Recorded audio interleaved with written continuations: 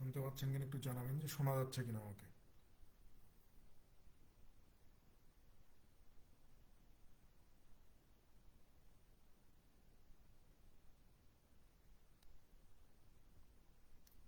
শুনতে পাচ্ছেন কিনা জানাবেন।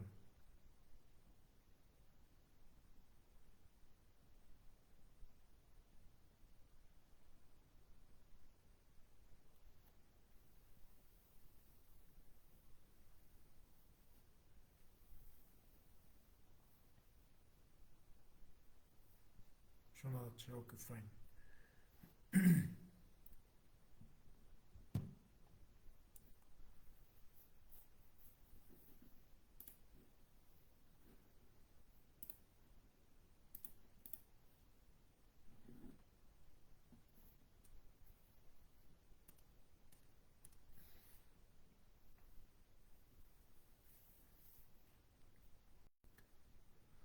দেখেন, আজকে আমরা 5 নম্বর ক্লাস করব প্রফিট লসের উপরে। এখানে কি বলা হচ্ছে যে 1 নম্বর প্রশ্নটা দেখেন যে A makes an article for taka 120 and sells it to B at a profit of 25%. B sells it to C, who sells it for টাকা 198, making a profit of 10%. What percent did B make? এখানে বলা হচ্ছে যে এ একটা জিনিস 120 টাকায় কিনে বির কাছে 25% লাভে বিক্রি করলো। বি আবার এই জিনিসটা সির কাছে বিক্রি করার পরে বি আবার এই জিনিসটা বি আবার এই জিনিসটা সির কাছে বিক্রি করছে। সি আবার এই জিনিসটা অন্য একজনের কাছে 198 টাকা দিয়ে বিক্রি করার ফলে সির 10% লাভ হয়েছে। তো জিজ্ঞাসা করছে যে what profit percent did B make, অর্থাৎ বি কত পার্সেন্ট লাভ করবে এটা বের করতে হবে। দেখেন, এই ধরনের প্রশ্নে যখন একটা জিনিস একজন আরেকজনের কাছে বিক্রি করবে, তো আমরা প্রত্যেকেরই কস্ট প্রাইস ধরে হিসাব করব। ঠিক আছে, প্রত্যেকেরই কস্ট প্রাইস ধরে হিসাব করব যে কে জিনিসটা কত টাকা দিয়ে কিনছে, এইটা ধরে হিসাব করলে হিসাব সহজ হবে। সেখানে প্রথম কথা হচ্ছে যে এ কত টাকা দিয়ে কিনছে এইটা কিন্তু আমাদের জানা আছে যে ভাই এই এ জিনিসটা 120 টাকা দিয়ে কিনছে। এখন আসেন, বি কত টাকা দিয়ে কিনবে। আপনি বলবেন যে ভাই এ এই 120 টাকার জিনিস বির কাছে 25% লাভে বিক্রি করছে। তো বির কাছে এর যেটা বিক্রয় মূল্য, বির সেটাই কি ক্রয় মূল্য। তাহলে 120 টাকার জিনিস যদি 25% লাভে বিক্রি করে, তাহলে বি জিনিসটা কিনলো কত টাকা দিয়ে। আপনি তখন বলবেন যে ভাইয়া 120 প্লাস এই যে 120-এর 25% মানে হচ্ছে 30, অর্থাৎ বি জিনিসটা কিনবে 150 টাকা দিয়ে। 150 টাকা দিয়ে কিনবে। ঠিক আছে, এখন এই 150 টাকার জিনিস বি আবার সির কাছে বিক্রি করে দিবে। কত টাকা দিয়ে বিক্রি করবে এইটা আমাদের জানা নাই। সি আবার এই জিনিসটা যত টাকা দিয়েই কিনুক, সে এই জিনিসটা আবার অন্য একজনের কাছে, ধরে নিচ্ছি যে অন্য একজন মানে হচ্ছে ডি, এই ডির কাছে বিক্রি করবে কত টাকা দিয়ে, 198 টাকা দিয়ে।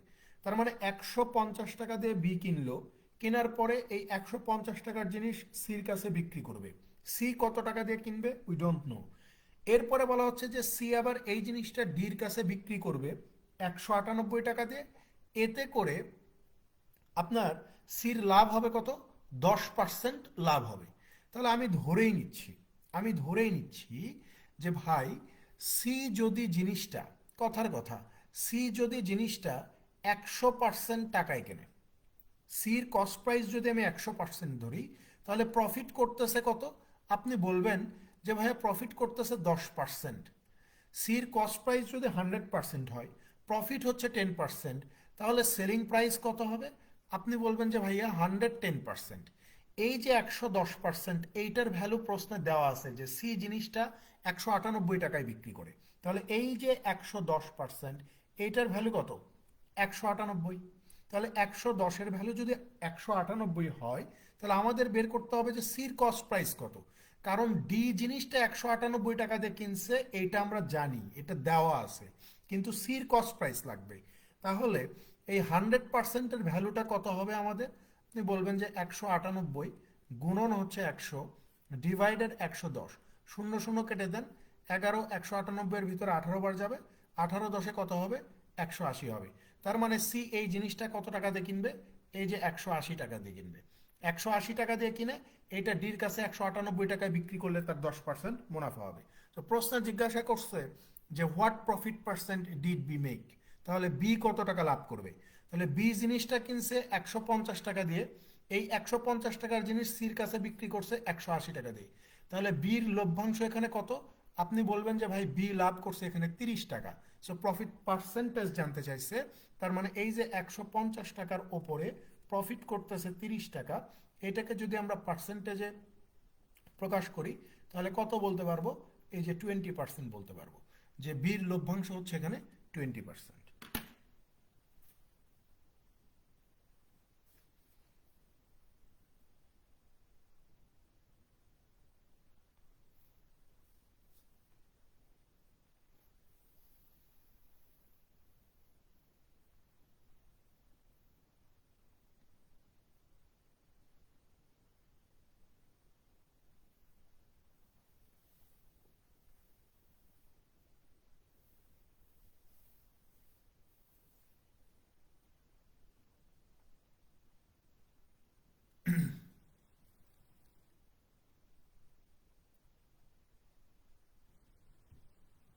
পরেরটাতে চলে যান, 2 নম্বর ম্যাথ।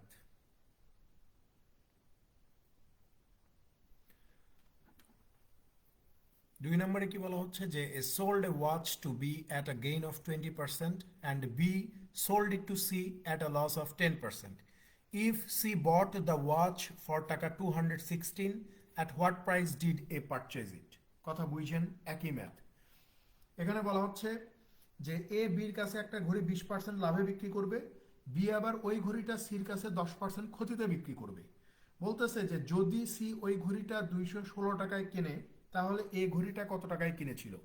আমি কিছুক্ষণ আগেই বলছি যে কোনো একটা জিনিস একজন আরেকজনের কাছে যখন বিক্রি করবে তখন প্রত্যেকে কে কত টাকা দিয়ে কিনছে এই হিসাবটা বের করলে ক্যালকুলেশন ইজি হয়ে যাবে। তো এখানে বলা হচ্ছে যে এ একটা জিনিস বির কাছে 20% লাভে বিক্রি করবে। এখন কথা হচ্ছে যে এ জিনিসটা কত টাকা দিয়ে কিনছে এটা আমরা জানি না। তো ধরেই নিচ্ছি যে এ জিনিসটা 100 টাকা দিয়ে কিনছে, এই 100 টাকার জিনিসটা বির কাছে বিক্রি করবে 20% লাভে। তার মানে বি জিনিসটা কিনবে কয় টাকা দিয়ে? 120 টাকা দিয়ে কিনবে। এরপরে বি আবার এই জিনিসটা সির কাছে বিক্রি করবে 10% ক্ষতিতে। 120-এর 10% কত? 12 টাকা। তার মানে 120 টাকার জিনিস 12 টাকা ক্ষতিতে 108 টাকায় বিক্রি করে দিবে, অর্থাৎ সি কিনবে 108 টাকা দিয়ে। এখন প্রশ্নে বলা হচ্ছে যে সি যদি ওই জিনিসটা 216 টাকা দিয়ে কেনে তাহলে এ কত টাকা দিয়ে কিনেছিল? তাহলে আমাদের বোর্ডে দেখতে পাচ্ছি যে সি জিনিসটা কিনছে 108 টাকা দিয়ে, এই 108-এর ভ্যালু কত? 216। আমাদের এখানে সির ক্রয় মূল্য যেটা 108 টাকা, প্রশ্নে বলতেছে ক্রয় মূল্য 216 টাকা। তাহলে 108 সমান সমান যদি 216 হয়, 1 সমান সমান কত হবে? 2 হবে। জিজ্ঞাসা করছে যে এ কত টাকা দিয়ে কিনে, অর্থাৎ এই 100-র মানটা কত? তাহলে আমরা বলতে পারি যে 2 100 200, অর্থাৎ এ জিনিসটা 200 টাকা দিয়ে ক্রয় করেছিল।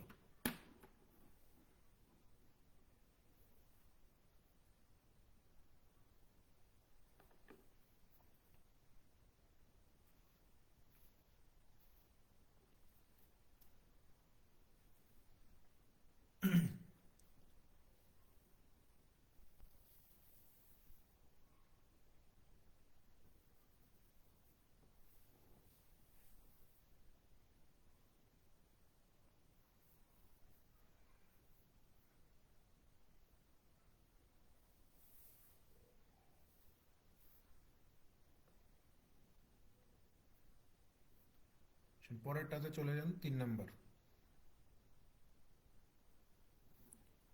দেখেন তিনে কি বলা হচ্ছে যে the sale price of an article including the sales tax is taka 616, the rate of sales tax 10%, if the shopkeeper has made a profit of 12%, then the cost price of the article is। বলা হচ্ছে যে একটা জিনিসের বিক্রয় মূল্য হচ্ছে 616 টাকা, মানে একটা জিনিসের বিক্রি করে দিবেন আপনি 616 টাকা দিয়ে। তো বলতেছে যে যেখানে আপনাকে সেলস ট্যাক্স দেওয়া লাগবে 10% আর যিনি বিক্রি করবেন তিনি 12% লাভ করবেন, তাহলে ওই জিনিসটার ক্রয় মূল্য কত? মূল কথা, আমরা একটা জিনিস যখন কিনে সেটা যখন বিক্রি করি, সেখানে কিন্তু আমরা লাভ করি, তারপরে আবার সরকারকে ভ্যাট ট্যাক্স দেওয়া লাগে, অনেক বিষয় আসলে জড়িত আছে, তাই না? সো এখানে বলা হচ্ছে যে জিনিসটা আপনি কত টাকা দিয়ে কিনছিলেন এটা বের করেন, কারণ আপনি এই যে 616 টাকা, এই 616 টাকার মধ্যে দুইটা জিনিস আছে।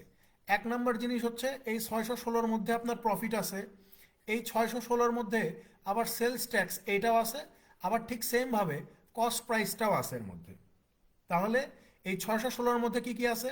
কস্ট প্রাইস আছে, ক্রয় মূল্য আছে, ট্যাক্স আছে, তারপর হচ্ছে আপনি প্রফিট কত করছেন সেই প্রফিটের অংশটাও দেয়া আছে।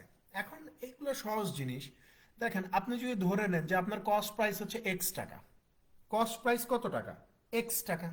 তাহলে এই এক্স টাকার ওপরে আপনি কি করতেছেন? প্রফিট করতেছেন 12%। এক্স টাকার ওপরে 12% প্রফিট করতেছেন, তাহলে আপনি কত লিখতে পারেন? 112/100 লিখতে পারেন না? 112/100। তারপরে বলতেছে যে এই যে কস্ট প্রাইসের উপরে প্রফিট করলেন, এখন যে জিনিসটা বিক্রি করবেন তার জন্য সরকারকে আবার ট্যাক্সও দেওয়া লাগবে। সো ট্যাক্স কত দেওয়া লাগে? প্রশ্নে বলে দিচ্ছে যে ট্যাক্স দেওয়া লাগবে 10%। তার মানে এই মূল্যের, এই যে আপনার কস্ট প্রাইস আর এই যে আপনার প্রফিট, এই দুইটা অ্যাড হওয়ার পরে যা হইলো, যা দাম হইলো, তার উপরে আমাকে কি করতে হচ্ছে? এই যে 110% ট্যাক্স দেওয়া লাগতেছে। তো বলতেছে যে এইরকম এক্স টাকার উপরে আপনি লাভ করলেন, সরকারকে ট্যাক্স দিলেন, দেওয়ার ফলে জিনিসটার মূল্য কত হয়ে গেছে? এই যে বলতেছে যে ভাইয়া 616 টাকা হয়ে গেছে। এখন এই এক্স এর ভ্যালুটা বের করেন। সো এক্স এর ভ্যালু বের করা খুবই সহজ। এক্স সমান সমান আমরা কত লিখতে পারি এখন?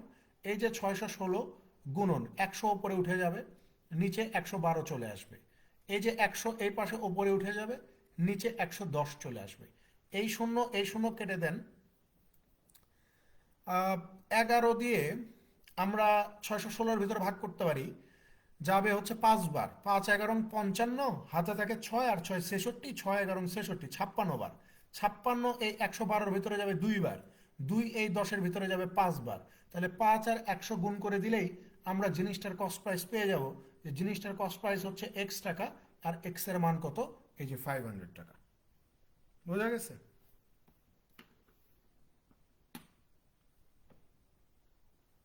এটা পূবালী ব্যাংকে আসছিল, এই যে 2023 সালে, অনেক বড় একটা সার্কুলার দিছিল পূবালী ব্যাংকে, সেখানে আসছিল এবার।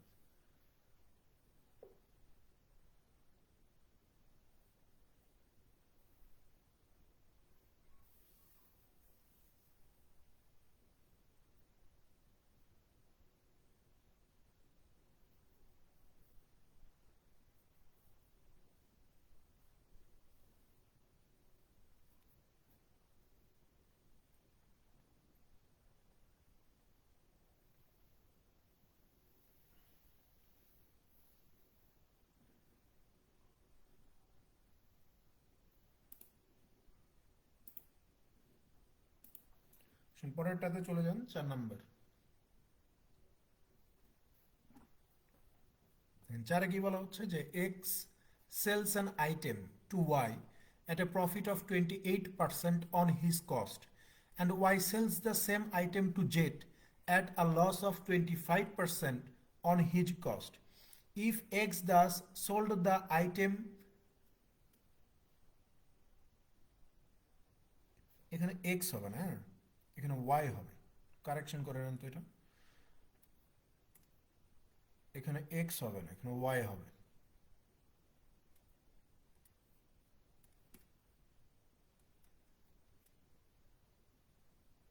এখানে Y হবে, এটা একটু কারেকশন করে নিন যে if Y does sold the item to Z, taka two less than the item to X, then what is the cost of the item to X. এখানে বলা হচ্ছে যে এক্স একটা জিনিস ওয়াইয়ের কাছে 28% লাভে বিক্রি করে দিবে, আবার ওয়াই ওই জিনিসটা 25% ক্ষতিতে জেডের কাছে বিক্রি করে দিবে। এক্স ওয়াইয়ের কাছে বিক্রি করবে 28% লাভে, ওয়াই আবার জেডের কাছে বিক্রি করবে 25% ক্ষতিতে। এরপরে বলা হচ্ছে যে ইফ ওয়াই দাস, এই প্রশ্নটা এখানে বুঝতে হবে যে if Y does sold the item to Z, taka two less than the item to X, then what is the cost of the item to X. এখানে বলা হচ্ছে যে যদি যদি এই ওয়াই জিনিসটা জেটের কাছে এক্স যত টাকা দিয়ে কিনেছিল তার চেয়ে 2 টাকা কমে বিক্রি করে, কথা বুঝছেন? এখানে বলা হচ্ছে যে যদি ওয়াই জিনিসটা জেটের কাছে এক্স যত টাকা দিয়ে কিনেছিল তার চেয়ে 2 টাকা কমে বিক্রি করে, তাহলে এক্স জিনিসটা কত টাকায় কিনেছিল এটা বের করে দেখান। তাহলে আমি তো জানি না যে এক্স কত টাকা দিয়ে কিনছে। তো আমরা যদি এখানে ধরে নেই যে এক্স 100 টাকা দিয়ে জিনিসটা কিনছে, ওয়াই কত টাকা দিয়ে কিনছে, আপনি বলবেন যে এক্স ওয়াই এর কাছে 28% লাভে বিক্রি করবে, তার মানে ওয়াই জিনিসটা কিনবে 128 টাকা দিয়ে। এরপরে জেড কত টাকাতে কিনবে, আপনি বলবেন যে ওয়াই জিনিসটা জেডের কাছে 25% ক্ষতিতে বিক্রি করবে। 128-এর 25% হচ্ছে 32 টাকা, তাহলে 128 থেকে 32 টাকা কমে মানে হচ্ছে 96 টাকায় জিনিসটা ওয়াই জেডের কাছে বিক্রি করবে। এখন প্রশ্নে কি বলতেছে, প্রশ্নে বলতেছে যে যদি ওয়াই জিনিসটা জেডের কাছে এক্স যত টাকা দিয়ে জিনিসটা কিনেছিল তার চেয়ে 2 টাকা কমে বিক্রি করে, তাহলে আমরা এখানে দেখতে পাচ্ছি এক্স জিনিসটা কিনছে কত টাকা দিয়ে, 100 টাকা দিয়ে, আর জেড জিনিসটা কত টাকা দিয়ে কিনলো, 96 টাকা। তাহলে এক্স যত টাকা দিয়ে কিনছে তার চেয়ে কত টাকা কমে বিক্রি করছে ওয়াই জেডের কাছে, বা জেড কত টাকা কমে কিনছে। আপনি বলবেন যে ভাই 4 টাকা কমে কিনতে পারছে। এক্স 100 টাকা দিয়ে কিনছে, জেড 96 টাকা দিয়ে কিনছে, তার মানে এক্স এর চেয়ে জেড কত টাকা কমে কিনলো, এই যে 4 টাকা কমে জিনিসটা কিনতে পারলো। সো আমাদের এখানে যেটা 4 টাকা কম, প্রশ্নে বলতেছে যে 2 টাকা কমে কিনবে। তো আমাদের বোর্ডে যেটা 4 টাকা কম, প্রশ্নে সেটা কত, 2 টাকা। তাহলে 4 = 2 হইলে আমাকে জিজ্ঞাসা করছে যে এক্স জিনিসটা কত টাকা দিয়ে কিনবে, অর্থাৎ এই যে 100 এইটার মান কত এটা বের করা লাগবে। তাহলে 2 × 100 ডিভাইডেড হচ্ছে 4 এটার ভিতরে 25 টু কত হয়ে যাবে, এই যে 50 হয়ে যাবে। তার মানে এক্স জিনিসটা 50 টাকা দিয়ে কিনেছিল। এই কথাটা বুঝতে হবে যে ওয়াই জিনিসটা জেটের কাছে এক্স যত টাকা দিয়ে কিনেছিল তার চেয়ে 2 টাকা কমে বিক্রি করবে, কিন্তু আমরা এখানে দেখতে পাচ্ছি এক্স জিনিসটা 100 টাকা দিয়ে কিনছে আর জেড জিনিসটা কিনছে 96 টাকা দিয়ে। তার মানে এক্স যত টাকা দিয়ে কিনছে তার চেয়ে কত টাকা কমে কিনতে পারলো জেড, আপনি বলবেন যে 4 টাকা কমে। সো আমাদের বোর্ডে যেটা 4 টাকা কম, প্রশ্নে বলতেছে যে 2 টাকা কম হবে। তাহলে 4 = 2 লিখতে পারি, তাহলে 100 = কত লিখতে পারি, 50 লিখতে পারি।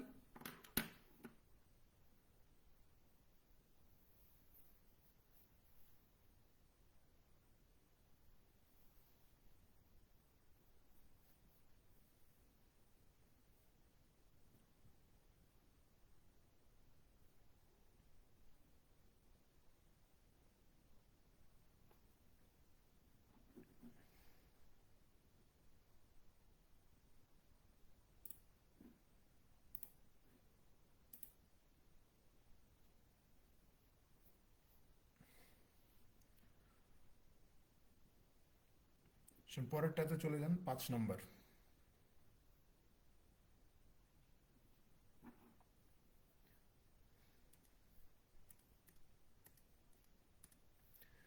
পাঁচে কি বলা হচ্ছে যে the ratio of the cost of two articles is 7:3।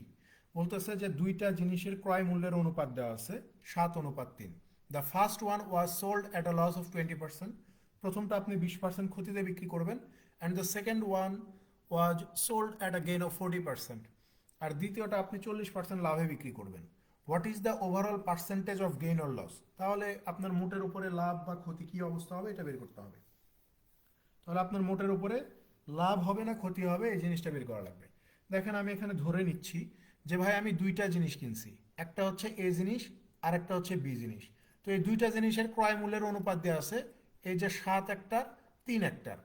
এখন আমি যদি এই 7 থেকে 20% বের করতে যাই আমি নির্ঘাত ঝামেলায় পড়ে যাব, মানে দশমিক আসবে। সো আমি দশমিকটাকে অ্যাভয়েড করার জন্য আমি কি করব, আমি বলতে পারি যে ভাই এই সংখ্যাগুলোকে বড় করে নিই, 7 আর 3কে বড় করে নিই, অর্থাৎ এটাকে আমরা 70 ধরি, এটাকে আমরা 30 ধরি, তাহলে আর আমার দশমিক আসে না। তাহলে হচ্ছে এটা কস্ট প্রাইস, আর সেলিং প্রাইস তাহলে কত হবে, বলতেছে যে প্রথম জিনিসটা 20% ক্ষতিতে বিক্রি করবে। তো 70-এর 20% ক্ষতি মানে কি, 70-এর 20% ক্ষতি মানে হচ্ছে 14 টাকা ক্ষতি। তার মানে 70 টাকার জিনিসে 14 টাকা ক্ষতি করলে 56 টাকায় জিনিসটা বিক্রি করবে। আর দ্বিতীয় জিনিসটাতে 40% লাভ করবে। দেখেন এই যে দ্বিতীয় জিনিসটাতে 40% লাভ করবে, 40% মানে হচ্ছে 2/5, 5 6 30 6 × 12, অর্থাৎ 30 টাকার জিনিসে 12 টাকা লাভ, অর্থাৎ 42 টাকা দিয়ে জিনিসটা বিক্রি করে দিবে। তো বলতেছে যে আপনার ওভারঅল লাভ লসের কি অবস্থা হচ্ছে একটু আমাদেরকে দেখান। তো আপনি দুইটা জিনিস কিনছেন কত টাকা দিয়ে? 100 টাকা দিয়ে। এই দুইটা জিনিস আপনি বিক্রি করলেন কত টাকা দিয়ে? আপনি বলবেন যে 98 টাকা দিয়ে। তাহলে মোটের ওপর আপনার কি হল? মোটের ওপর এখানে আপনার কি হইলো? 100 টাকা দিয়ে কিনলেন, 98 টাকায় বিক্রি করলেন। তাহলে মোটের ওপর আপনার লস হচ্ছে কত পার্সেন্ট? 2% লস হয়ে যাচ্ছে না? 2%ই উত্তর, যে এখানে আমার মোটের ওপরে 2% লস হয়ে যাবে।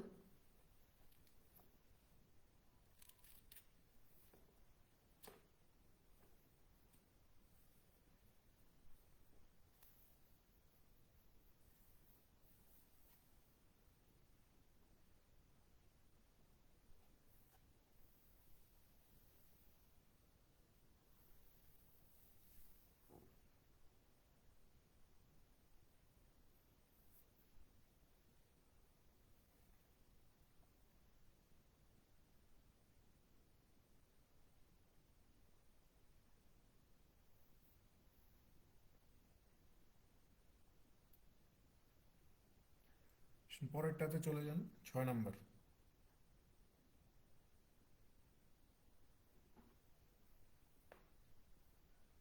দেখেন 6 কি বলা হচ্ছে যে এ wholesaler sells goods to a retailer at a profit of 20%. The retailer sells it to the customer who pays 80% more than the cost of the wholesaler. What is the retailer's profit? এখানে বলা হচ্ছে যে একজন পাইকারি বিক্রেতা খুচরা বিক্রেতার কাছে 20% লাভে একটা জিনিস বিক্রি করে। খুচরা বিক্রেতা পাইকারি বিক্রেতার ক্রয় মূল্যের চেয়ে 80% লাভে জিনিসটা বিক্রি করে দিবে কাস্টমারের কাছে। তো জিজ্ঞাসা করছে যে খুচরা বিক্রেতার লাভ কত? খুচরা বিক্রেতার লাভ কত? দেখেন সহজ জিনিস। ধরে নেন যে পাইকারি বিক্রেতা জিনিসটা 100 টাকা দিয়ে কিনছে। পাইকারি বিক্রেতা জিনিসটা 100 টাকা দিয়ে কিনছে। এই পাইকারি বিক্রেতা যখন খুচরা বিক্রেতার কাছে বিক্রি করতেছে তখন 20% লাভ করতেছে, অর্থাৎ খুচরা বিক্রেতা কিনতেছে কত টাকা দিয়ে? 120 টাকা দিয়ে কিনতেছে।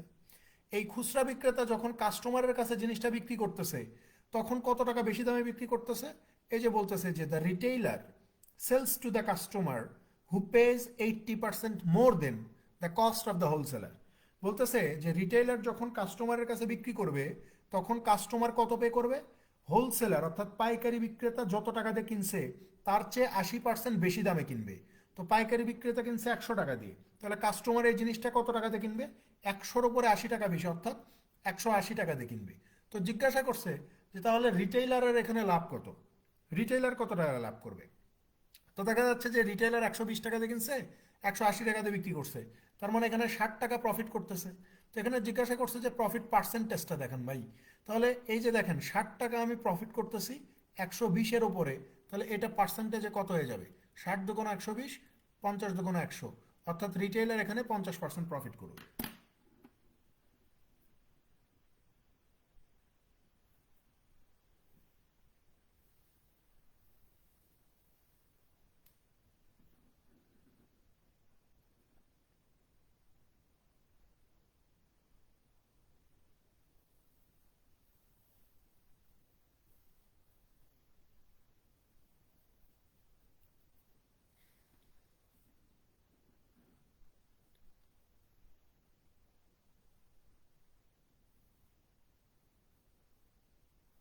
পরেরটাতে চলে যান, 7 নম্বর।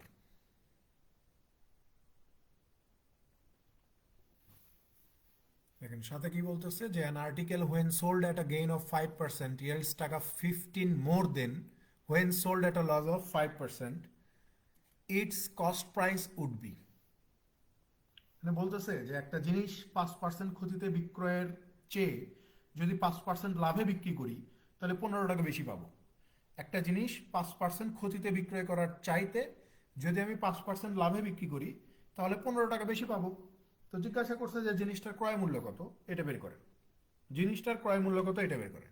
তাহলে খেয়াল করেন, আমি যদি ধরে নেই যে জিনিসটার কস্ট প্রাইস হচ্ছে 100%, তাহলে যখন আমি লস করব তখন আমার সেলিং প্রাইস কত হবে? বলতেছে যে 5% ক্ষতিতে যদি বিক্রি করি তাহলে সেলিং প্রাইস হবে 95%, 100 টাকায় 5 টাকা কম। আবার যদি আমি 5 টাকা লাভে বিক্রি করি তাহলে জিনিসটা কত টাকায় বিক্রি করতে পারবো? 100 টাকার জিনিস 5 টাকা লাভে, অর্থাৎ 105%-এ বিক্রি করতে পারবো। তো প্রশ্ন এটাই বলা হচ্ছে যে যদি আমি লসের পরিবর্তে লাভে বিক্রি করি তাহলে 15 টাকা বেশি পাবো, 15 টাকা বেশি পাবো, অর্থাৎ এই যে দুইটা সেলিং প্রাইস এদের পার্থক্য কত, এই যে 105 একটা সেলিং প্রাইস, 95 একটা সেলিং প্রাইস, এই দুইটা সেলিং প্রাইসের পার্থক্য কত? আপনি বলবেন যে ভাইয়া 5 আর 5-এ 10%। আমাদের এখানে যেটা 10% প্রশ্নে সেটাই কত, এই যে 15 টাকা। তাহলে 10% সমান সমান যদি 15 হয়, জিজ্ঞাসা করছে কস্ট প্রাইস কত, তো 100% কত? তাহলে 15 গুণন 100 ডিভাইডেড 10, শূন্য শূন্য কেটে দেন, 15 10-এ কত হয়ে যাবে? 150 টাকা হয়ে যাবে। যে জিনিসটার ক্রয় মূল্য 150 টাকা।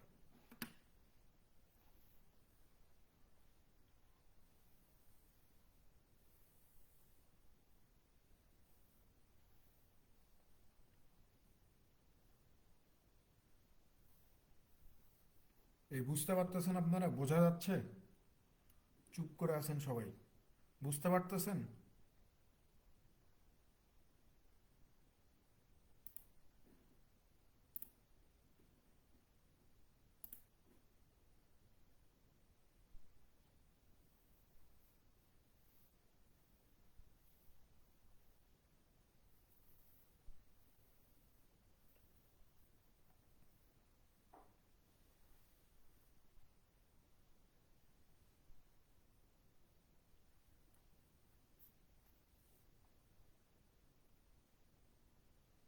ওকে, আসেন পরেরটাতে চলে যান। 8 নাম্বার।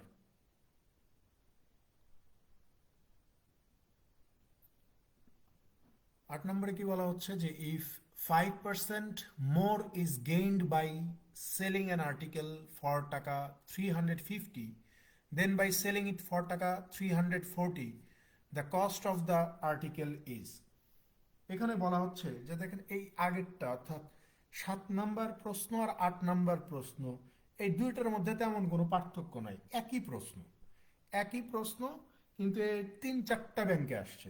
7 নাম্বারটাও 3-4টা ব্যাংকে আসছে, 8 নাম্বারটাও 3-4টা ব্যাংকে। এটা ভবিষ্যতে আবার রিপিট হবে, এটা মাথায় রাখেন। সেম জিনিস এখানে বলা হচ্ছে যে একটা জিনিস আমি 340 টাকায় বিক্রি করার পরিবর্তে যদি আমি 350 টাকা দিয়ে বিক্রি করি, তাহলে আমার 5% লাভ বেশি হবে। তাহলে জিনিসটার ক্রয় মূল্য কত? বলতেছে যে একটা জিনিস 340-এর পরিবর্তে যদি 350 টাকা দিয়ে বিক্রি করি, তাহলে আমার 5% লাভ বেশি হবে। তাহলে জিনিসটার ক্রয় মূল্য কত? সহজ হিসাব ভাই। এখানে একটা সেলিং প্রাইস হচ্ছে 350 টাকা, আরেকটা সেলিং প্রাইস হচ্ছে 340 টাকা। তো স্বাভাবিকভাবেই 340 টাকার চেয়ে 350 টাকা যদি বিক্রি করতে পারি, তাহলে আমার লাভ বেশি হবে। সো এখানে কত টাকা লাভ হবে? 340-এর পরিবর্তে 350-এ বিক্রি করলে আপনি বলবেন যে ভাইয়া 10 টাকা বেশি লাভ করতে পারবেন, 10 টাকা বেশি লাভ করতে পারবেন। সো আমরা এখানে যেটা 10 টাকা বেশি লাভের কথা বলতেছি, প্রশ্নে বলতেছে যে 5% মোর ইজ গেইন, 5% আপনার বেশি লাভ হবে। তার মানে এই যে 5%, এই 5%-এর ভ্যালুটাই হচ্ছে আমার 10 টাকা। সো প্রশ্নে জিজ্ঞাসা করছে যে কস্ট প্রাইস কত। সো আমরা জানি যে কস্ট প্রাইস অলওয়েজ কত? 100%। তাহলে 5%-এর মান যদি 10 হয়, 100%-এর মান কত? এই যে 10 গুণন 100 ডিভাইডেড হচ্ছে 5, এখানে যাবে 2 বার, 2 আর 100 গুণ করলে এই যে 200 টাকা হবে। যে ভাই জিনিসটার ক্রয় মূল্য হচ্ছে 200 টাকা।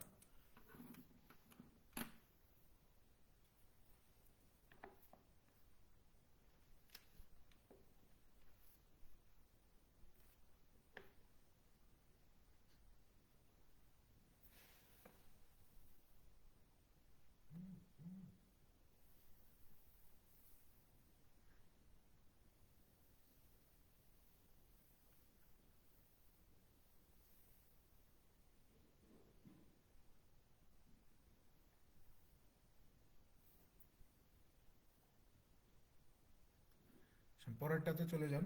9 নম্বর।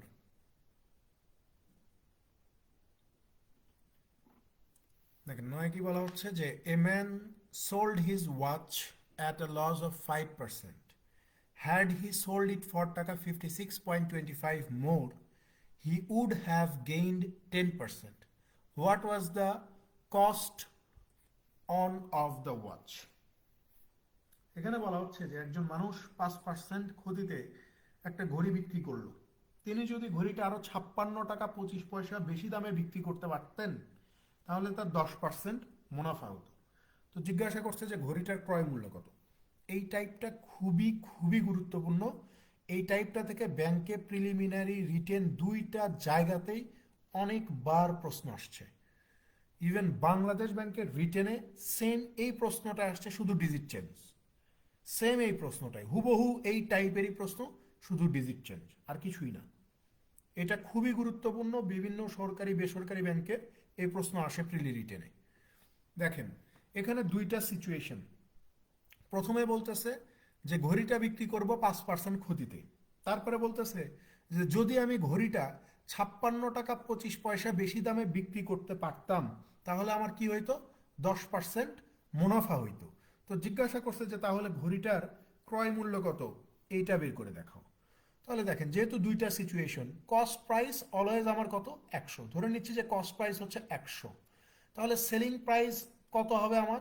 প্রথমে যেহেতু 5% ক্ষতি, তাহলে বলবো যে 100 টাকার জিনিস 5 টাকা কমে, অর্থাৎ 95 টাকায় বিক্রি করছে। ঠিক আছে, তাইলে ওর ক্ষতি হয়ে গেছে। তারপরে দেখেন, কস্ট প্রাইস টুতেও আমার মানে বিষয়টা সেম, যে কস্ট প্রাইস তো আমার অলওয়েজ 100, যে কস্ট প্রাইস হচ্ছে আমার 100। তাহলে সেলিং প্রাইস টু কত হবে? বলতেছে যে ঘড়িটা যদি আমি 56 টাকা 25 পয়সা, মানে যত টাকায় বিক্রি করছি তার চেয়ে যদি আরো 56 টাকা 25 পয়সা বেশি দরে বিক্রি করতে পারতাম, তাহলে আমার 10% মুনাফা হতো। তার মানে 100 টাকার উপরে 10 টাকা মুনাফা হইলে বিক্রি করতো কত টাকায়? 110 টাকায়। তাহলে এখানেও সেম জিনিস, যে এই দুইটা সেলিং প্রাইসের পার্থক্য কত, এই দুইটা সেলিং প্রাইসের পার্থক্য। যখন আমি 95 টাকায় বিক্রি করতেছি তখন 5% ক্ষতি হচ্ছে, যখন 110 টাকায় বিক্রি করতেছি তখন আমার 10% মুনাফা হচ্ছে। তো এখানে আমার মানে কত টাকা বেশি বিক্রি করতেছি, ঘড়িটা আমি এখানে কত টাকা বেশি বিক্রি করতেছি। আপনি বলবেন যে ভাই এখানে 15 টাকা বেশি দামে বিক্রি করতেছেন, প্রথমে যত টাকা দিয়ে করছেন দ্বিতীয়তে তার চেয়ে 15 টাকা বেশি দামে বিক্রি করছেন। তাহলে এখানে যেটা 15 টাকা বেশি দামে বিক্রি করতেছি, প্রশ্নে বলতেছে যে বিক্রি কত টাকা বেশিতে করতে হবে, এই যে 56 টাকা 25 পয়সা বেশিতে করতে হবে। তার মানে বোর্ডে যেটা আমার 15, প্রশ্নে সেটাই কত, 56 টাকা 25। তো জিজ্ঞাসা করছে ক্রয় মূল্য কত, ক্রয় মূল্য তো 100। তাহলে এই যে 100 সমান সমান কত হবে, এই যে 56.25 গুণন হচ্ছে 100 ডিভাইডেড কত, এই যে 15। তাহলে দেখেন, এখান থেকে দশমিক তুলে দিয়ে এটাকে আমরা অ্যাজ ইট ইজ লিখতে পারি 5625 গুণন হচ্ছে 100 ডিভাইডেড কত, এই যে 15। দশমিকের কারণে 1, দশমিকের পরে দুইটা ডিজিট আছে, দুইটা শূন্য। 100 100 কেটে দিলাম, 15 56-এর ভিতরে যাবে 3 বার, 3×45, হাতে থাকে 11, 11 আর 2 কত, 112, 7×15 105, হাতে থাকে 7 আর 5 75, 5×15 75। তাহলে এখানে উত্তর কত হয়ে যাচ্ছে, 375 টাকা। তার মানে ঘড়িটার ক্রয় মূল্য 375 টাকা হবে।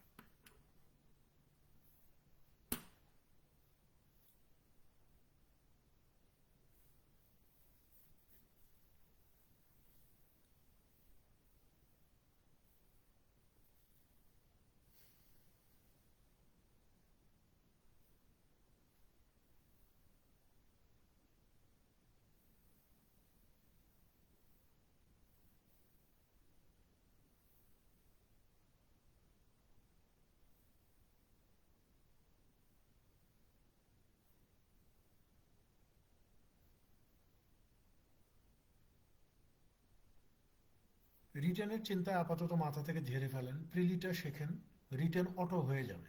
রিটেনের চিন্তা মাথা থেকে ঝাড়েন।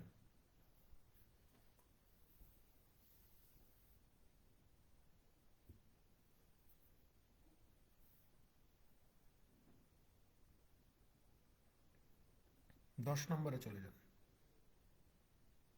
আমি এর আগে বলছি যে রিটেন ম্যাথ হচ্ছে ফান জিনিস, ঠিক আছে? প্রিলি ক্লাসগুলো শেষ করার পরে যখন রিটেন ক্লাসের লিঙ্কগুলো দিব, তখন মনে হবে এগুলা পারি, এগুলা করার দরকার নেই। রিটেন ম্যাথ সারা জীবনেও করতে হবে না, ঠিক আছে? আমার কাছে যদি কোনো স্টুডেন্ট প্রিলি করে, জাস্ট আমি প্রিলি যতগুলা ক্লাস দেবো অতগুলা ক্লাস যদি মনোযোগ দিয়ে করে, সারা জীবনে রিটেন করতে হবে না, রিটেন ম্যাথ করতে হয় না, রিটেন অটো হয়ে যায়। 10 নম্বরে কি বলা হচ্ছে, যে a man two flats for ₹5 lakh each on one, he gains 16%, while on the other he loses 16%. How much does he gain or lose in the whole transaction? দেখেন, এখানে বলা হচ্ছে যে একজন মানুষ দুইটা ফ্ল্যাট, প্রত্যেকটা ফ্ল্যাটে 5 লাখ টাকা করে বিক্রি করবে, ঠিক আছে?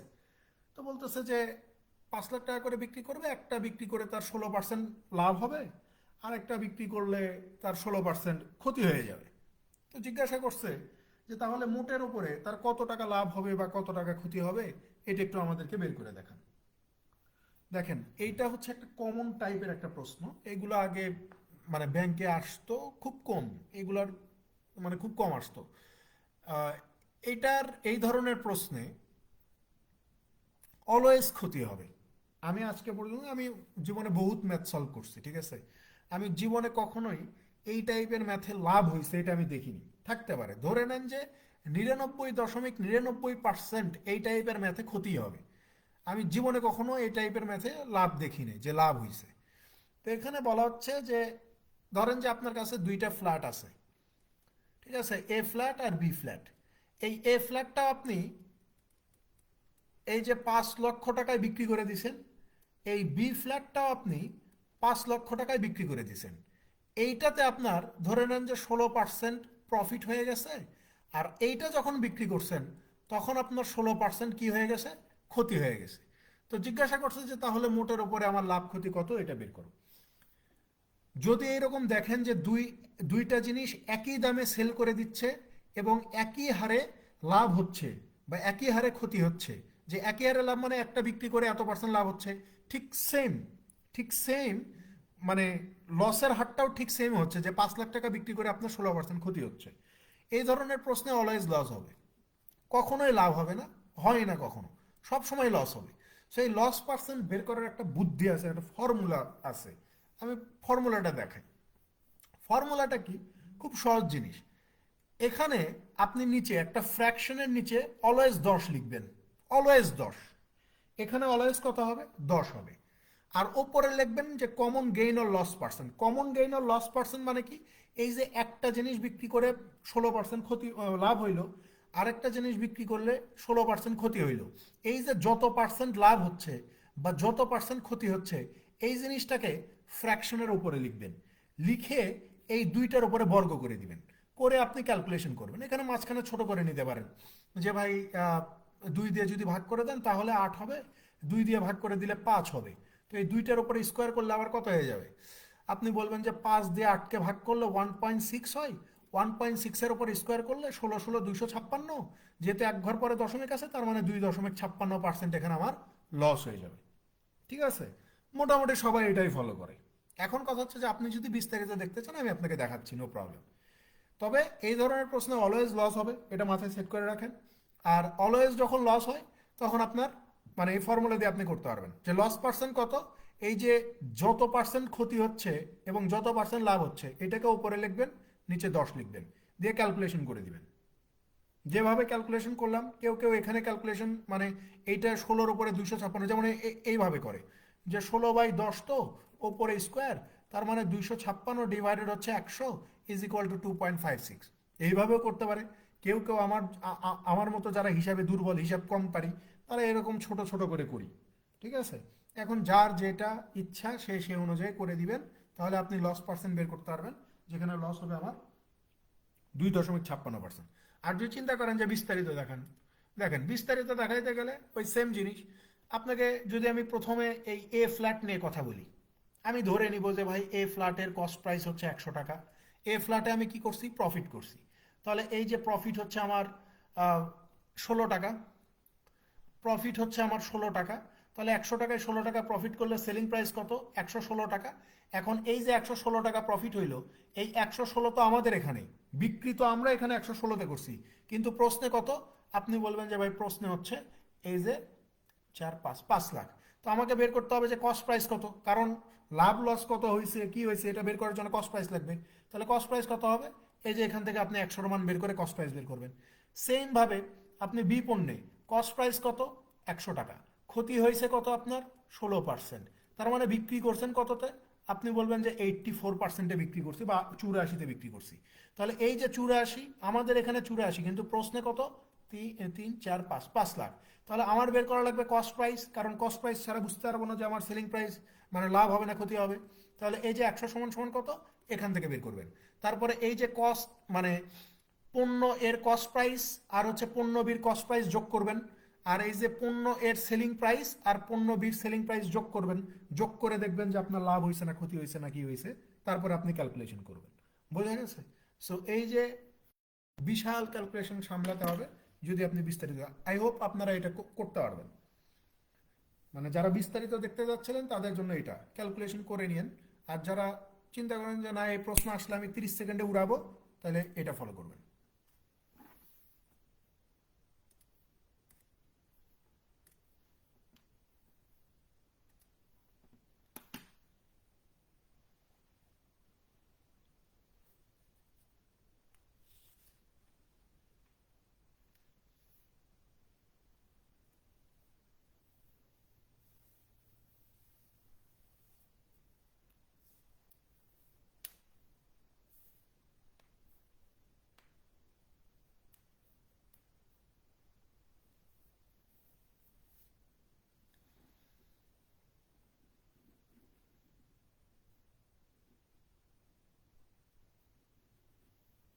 পরেরটাতে চলে যান। দেখেন 11 নম্বরে বলা হচ্ছে যে এ shopkeeper cheats to the extent of 8% while buying and selling by using false weights. His total gain is, বলা হচ্ছে যে একজন অসৎ ব্যবসায়ী তার ব্যবসায়িক পণ্য কেনার সময়ও 8% লাভ করবে, বিক্রি করার সময়ও 8% লাভ করবে, ওজনে গরমিল করে বা ওজনে কম দিয়ে। তো জিজ্ঞাসা করছে যে তার মোট লাভের পরিমাণ কত। ভাই আমরা এই যে ইনক্রিজ ডিক্রিজের ম্যাথ করে আসছি না, পার্সেন্টেজে পার্সেন্টেজে ইনক্রিজ ডিক্রিজের ম্যাথ করে আসছে না, আমাদেরকে কখনো কখনো বলছে যে একটা সংখ্যা প্রথমে 10% বৃদ্ধি পাবে, তারপরে আবার 10% বৃদ্ধি পাবে, বা একটা সংখ্যা প্রথমে 10% কমবে, তারপরে আবার 10% কমবে। এ ধরনের ম্যাথ করে আসছি না, করে আসছে পার্সেন্টেজে। এখানেও সেম সেম জিনিস, যে এখানে বলতেছে যে একজন বিক্রেতা কেনার সময়ও 8% লাভ করবে, বিক্রি করার সময়ও 8% লাভ করবে। তার মানে আমি ধরে নিচ্ছি যে প্রথমে জিনিসটা হচ্ছে 100 ছিল, 8% লাভ মানে কি, আমার ক্রয় মূল্য থেকে এটা আস্তে আস্তে আস্তে আস্তে ইনক্রিজ হচ্ছে। তাহলে আমি কি বলবো যে ভাই প্রথমে 100 ছিল, এই 100 থেকে যদি 8% লাভ করে তাহলে কত হবে, 108 টাকা হয়ে যাবে। তারপরে আবার 8% লাভ করবে, তাহলে এই যে আবার 8% লাভ করলো, তাহলে 108 আর 8% কত, আপনি বলবেন যে 108 800 8 8 64, অর্থাৎ 8 টাকা 64 পয়সা হয়ে যাবে। 8 টাকা 64, তো 108 আর 8% যদি 8 টাকা 64 হয়, তাহলে 108-এর উপরে 8 টাকা 64 পয়সা বেশি লাভ করতেছে। তার মানে 108 যোগ এই যে 8 টাকা 64, প্রাইস কত আসে, 116 টাকা 64 পয়সা আসে। তার মানে একদম শুরুতে দাম ছিল 100 টাকা, আর এই যে দুইবার 8% করে মুনাফা করার ফলে তার আলটিমেট প্রাইস কত দাঁড়াইছে, 116 টাকা 64 পয়সাতে দাঁড়াইছে। তাহলে তার লাভ হয়েছে কত টাকা, এই যে 16 টাকা 64 পয়সা। এটা অপশনে পার্সেন্টেজে ছিল, তাই আমরা পার্সেন্টেজ সাইন দিব যে 16.64% হচ্ছে এই প্রশ্নের সঠিক উত্তর। ঠিক আছে? কনফিউজড হওয়া যাবে না যে কেনার সময় 10%, বিক্রি করার সময় 10% লাভ করলো, বা যেমন এখানে বলছে যে কেনার সময় 8% লাভ করবে, বিক্রি করার সময় 8% লাভ করবে। কনফিউজড হওয়া যাবে না। লাভ করা মানে কি, ইনক্রিজ হবে, 100 থেকে ইনক্রিজ হবে। যদি বলতো যে কেনার সময় 8% লাভ করছে, বিক্রি করার সময় 8% ক্ষতি হয়েছে, তাহলে এখানে আমি 108 থেকে 8% আমি কি করে দিতাম, মাইনাস করে দিতাম, কমায় দিতাম। যেহেতু লাভ তার মানে ইনক্রিজিং অর্ডারে আছে, তার মানে 2 টাকা ইনক্রিজ করে দিলে এই যে 16 টাকা 64 পয়সা আমার লাভ আসতেছে, যেটা পার্সেন্টেজে 16.64%।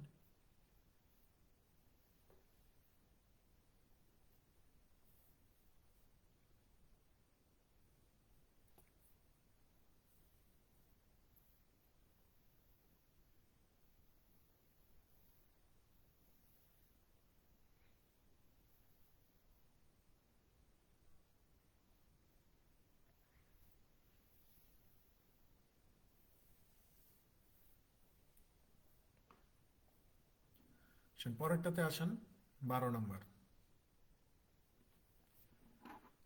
দেখেন এখানে কি বলা হচ্ছে যে a dishonest shopkeeper professes to sell ghee at his cost price, but he uses a false weight of 950 gram for a kilogram. His gain percentage is, বলতেছে যে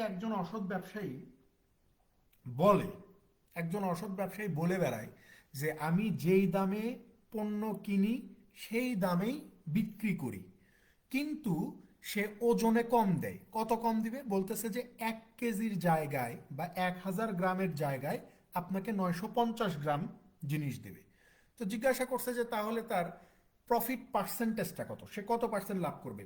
এই যে আমরা বিভিন্ন দোকানে যখন কোনো কিছু কিনতে যাই, যখন দোকানদার মানে দামাদামি করে পারে না, তখন কি বলে, বিশেষ করে মেয়েদের সাথে এটা হয় যে আপা আপনার জন্যই শুধু এই দামে দিচ্ছি, আমি এখান থেকে একটা টাকাও লাভ করতেছি না, এই দামে কিনছি এই দামে আপনার কাছে বিক্রি করলাম, আপনি ছাড়া অন্য কেউ হইলে আমি জীবনেও এই দামে দিতাম না। এই কথা যেই দোকানদার বলবে, আপনি মোটামুটি 200% শিওর থাকেন ওই বেটা আপনারা ঠকাইতেছে। 100% আপনি ঠকতেছেন, এবং খুব বাজেভাবে ঠকতেছেন। এটা আপনি তখন বুঝতে পারতেছেন না, কিন্তু পরে বুঝতে পারবেন।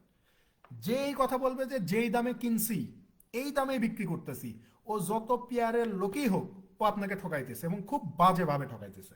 ঠিক আছে? তো এখানেও এই অসাধু ব্যবসায়ী সেম কথা বলতেছে যে যেই দামে কিনি সেই দামেই বিক্রি করি, কিন্তু ঘাপলা কোথায়? বলতেছে যে 1000 গ্রামের জায়গায় সে 950 গ্রাম দিচ্ছে, তার মানে ওজনে আমাকে কম দিচ্ছে। তো আপনি ধরেই নেন যে আপনার মা আপনাকে বললো যে বাবা আজকে বাসায় রোস্ট হবে, তুই 1000 গ্রাম একটু ঘি কিনে নিয়ে আয়। তো 1000 গ্রাম ঘির দাম ধরে নেন যে 100 টাকা। 1000 গ্রাম ঘির দাম কত? 100 টাকা। তো আপনার আম্মা আপনার 100 টাকা দিয়ে বাজারে পাঠাইলো। আপনি যে বললেন যে মামা আমাকে 1000 গ্রাম ঘি দেন, 100 টাকা দিলেন আপনি তাকে, দোকানদারকে আপনি 100 টাকা দিলেন। এখন দোকানদার কি করতেছে? দোকানদার আপনাকে 1000 গ্রাম না দিয়ে কত গ্রাম দিচ্ছে? 950 গ্রাম দিচ্ছে। তাহলে 1000 গ্রাম ঘিয়ের দাম যদি 100 টাকা হয়, তাহলে এই যে 950 গ্রাম, এই 950 গ্রাম ঘির দাম কত? আপনি বলবেন যে 100 × 950 ডিভাইডেড 1000, 1 2 3 1 2 3। তার মানে আপনি বলবেন যে ভাইয়া 95 টাকা দাম, 95 টাকা। তাহলে বিষয়টা কি দাঁড়াচ্ছে? আপনি দোকানদারকে 100 টাকা দিচ্ছেন, দোকানদারকে 100 টাকা দিচ্ছেন, দোকানদার আপনাকে জিনিস দিচ্ছে কত টাকা? আপনি দোকানদারকে 100 টাকা দিলেন, দোকানদার আপনাকে 950 গ্রামের জিনিস দিল। তার মানে কি আপনাকে দোকানদার 95 টাকার জিনিস দিল। তাহলে দোকানদারের এখানে লাভ কত হচ্ছে? 100 টাকার উপরে কত টাকা লাভ করতেছে দোকানদার? আপনি বলবেন যে 100 টাকা দিছি, 95 টাকার জিনিস দিচ্ছে, কিন্তু আপনি তো বুঝতে পারেন নাই, আপনার পিয়ারের লোক। তাহলে 100 টাকার উপরে লাভ করতেছে দোকানদার কত? এই যে 5 টাকা লাভ করতেছে। তো এই যে 100 টাকায় 5 টাকা লাভ করতেছে, এটা পার্সেন্টেজে কত, এটা একটু দেখাইতে বলছে। 5 এখানে যাবে 19 বার, 19 এটার ভিতরে কতবার যাবে? 5 19 95, হাতে থাকে 5, 5 দশমিক সামথিং কিছু একটা। আমরা যদি অপশনটাতে একটু খেয়াল করি, আমরা এই প্রশ্নের অপশনগুলো ছিল এরকম, যে অপশন এতে 4 ছিল, অপশন বিতে ছিল 5.26, অপশন সিতে ছিল 3, আর অপশন ডিতে ছিল 4.5। ঠিক আছে? সো আমরা এখানে যেহেতু দেখতে পাচ্ছি যে 5 দশমিক সামথিং কিছু একটা হবে, আর অপশনে 5 দশমিক সামথিং একমাত্র অপশন বিতে দেওয়া আছে, তার মানে এই 5.26 হবে এই প্রশ্নের সঠিক উত্তর, যেখানে ওই অসাধু ব্যবসায়ী 5.26% মুনাফা করবে। বোঝা গেছে?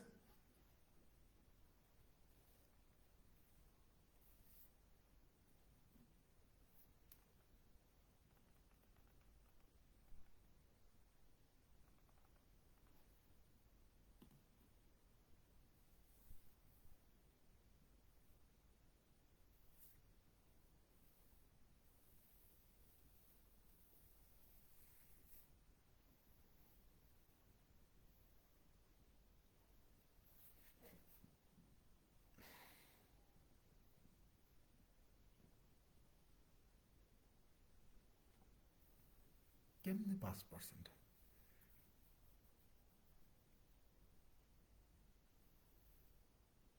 ও হ্যাঁ হ্যাঁ, 95, সরি, 95। তো 95 5 টাকা লাভ করছে, সরি, 95 5 টাকা, 19 এর 5.26।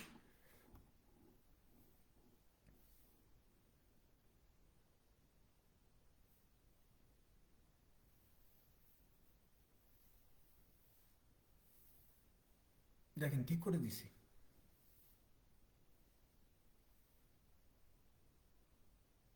95, কারণ কি দেখেন, এখানে ওই যে বলতেছে না, ওই যে বলতেছে না যে আমি যেই দামে কিনছি সেই দামে জিনিসটা তোমার কাছে বিক্রি করতেছি, এই কথাটা বলতেছে না, মানে যেই দামে কিনছে সেই দামে বিক্রি করতেছে। তার মানে কি? তার মানে বিষয়টা হচ্ছে এমন হবে না যে ও 950 গ্রাম যেহেতু জিনিস আপনাকে দিচ্ছে, তার মানে আপনার কাছে বিক্রি করার আগে ও জিনিসটা কিনে নিয়ে আসছে না। 950 গ্রাম জিনিস আপনাকে দিচ্ছে, তার মানে 950 গ্রাম ওর আগে কিনতে হয়েছে। তো 950 গ্রাম ও কত টাকা দিয়ে কিনছে? ধরে নেন যে 95 টাকা দিয়ে কিনে নিয়ে আসছে। ওর কথাই ধরলাম যে ভাই তুই খুব ভালো মানুষ, তুই কেনা দামে আমারে দিচ্ছিস। তাহলে 950 গ্রাম ও কিনছে কত টাকা দিয়ে? 95 টাকা দিয়ে কিনছে। কিন্তু আমার কাছ থেকে নিচ্ছে কত টাকা? আমার কাছ থেকে 100 টাকা নিচ্ছে না। 95 টাকার জিনিস আমার কাছ থেকে 100 টাকা নিচ্ছে, নিয়ে আমাকে বলতেছে যে আমি কিনা দামেই তোমাকে দিলাম, অর্থাৎ 100 টাকা দিয়ে কিনছি, 100 টাকা দিয়েই তোমার কাছে বিক্রি করলাম। কিন্তু ও মূলত এই 950 গ্রাম জিনিস কিনছে কয় টাকা দিয়ে? 95 টাকা দিয়ে। তাহলে লাভটা কার ওপর হবে? 95-এর ওপর হবে না? এখানে আমি ভুলক্রমে 100 লিখছিলাম। 95-এর ওপরে 5 টাকা লাভ হবে না? 95-এর ওপরে হবে। কারণ ওর কথাই যদি ধরি যে ও ক্রয় মূল্যে বিক্রি করতেছে আমার কাছে, তোর ক্রয় মূল্য তো 95 টাকা, কিন্তু আমার কাছ থেকে নিচ্ছে কত টাকা? 100 টাকা। তার মানে 95-এর উপরে 5 টাকা লাভ মানে কত? এই যে এই জায়গায় ক্যালকুলেশন করলে 5.26 পাওয়া যাবে। বুঝতে পারছেন বিষয়টা? কারণ ও যে বলতেছে যে আমি ক্রয় মূল্যেই জিনিসটা তোমার কাছে বিক্রি করতেছি, এখানে ও ওজনে কম দিচ্ছে। তার মানে আমাকে যদি 950 গ্রাম দেয়, ও 950 গ্রাম কিনছে 95 টাকা দিয়ে, কিন্তু আমি তো জানি ও আমাকে 1000 গ্রাম দিচ্ছে, অর্থাৎ 100 টাকার জিনিস দিচ্ছে, তাই না? ও আমাকে দিচ্ছে কত টাকা? 95 টাকার জিনিস, কিন্তু নিচ্ছে কত? 100। তার মানে 95-এর উপরে সে 5 টাকা লাভ করতেছে। আপনার ওখানে নেটের প্রবলেম হতে পারে, আমার এখানে ক্লিয়ার আছে। আমার এখানে দুইটা ডিভাইস চলতেছে।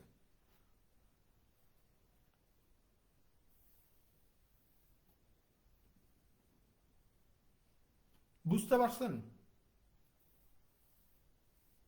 বুঝতে পারছেন কিনা?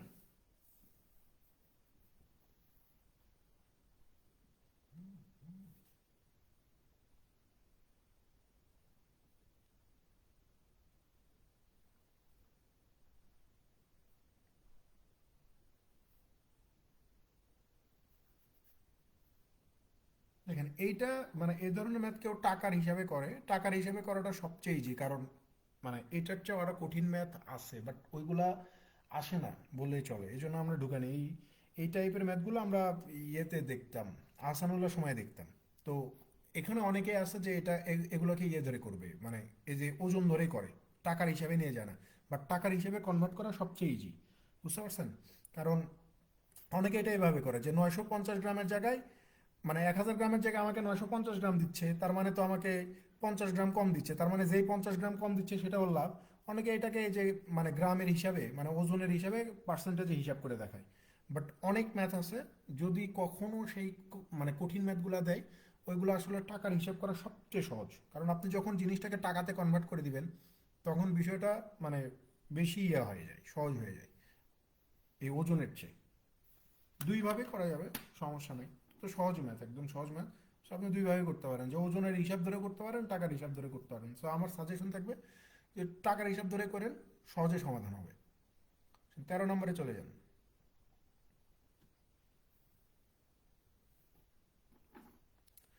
এখানে বলা হচ্ছে যে a man purchased A shirt at টাকা 300 after availing A discount of 25%। What is the catalogue price? এই যে ক্যাটালগ প্রাইস মানে হচ্ছে ট্যাগ প্রাইস। এই ক্যাটালগ প্রাইস মানে হচ্ছে ট্যাগ প্রাইস বা মার্ক প্রাইস, অথবা এই যে লিস্ট প্রাইস। ঠিক আছে? এই ক্যাটালগ প্রাইস মানে হচ্ছে লিখিত মূল্য, যেটাকে আমরা ট্যাগ প্রাইস বলি, মার্ক প্রাইস বলি, বা লিস্ট প্রাইস বলি। তো এখানে বলা হচ্ছে যে একজন মানুষ 25% ছাড়ে 300 টাকা দিয়ে একটা টি শার্ট কিনছে। তো টি শার্টটার ক্যাটালগ প্রাইস বা লিখিত মূল্য কত টাকা, এটা বের করেন। তাহলে আমরা যদি ধরে নেই যে ভাই এই যে টি শার্টটার লিখিত মূল্যই হচ্ছে 100% টাকা। টি শার্টের লিখিত মূল্য কত? 100%। এই যে দেখেন, যাবত ডিসকাউন্ট মানে যত ডিসকাউন্ট দেবে সেটা লিখিত মূল্যের উপরেই দেওয়া হয়। কিছু জায়গায় ব্যতিক্রম আছে, কিছু প্রশ্ন ব্যতিক্রম আছে, সেখানে উল্লেখ করা থাকবে। আমরা জানি না এই ধরনের ম্যাথ আমরা পাবো কিনা। কিছু প্রশ্ন আছে যেখানে উল্লেখ করা থাকে যে সেলিং প্রাইসের উপরে ডিসকাউন্ট। ঠিক আছে? কিছু প্রশ্ন আছে যে সেলিং প্রাইসের উপরে ডিসকাউন্ট দেওয়া হয়েছে, কিন্তু সেটা প্রশ্নে উল্লেখ করা থাকবে যে আপনি ডিসকাউন্ট দেবেন সেলিং প্রাইসের উপরে।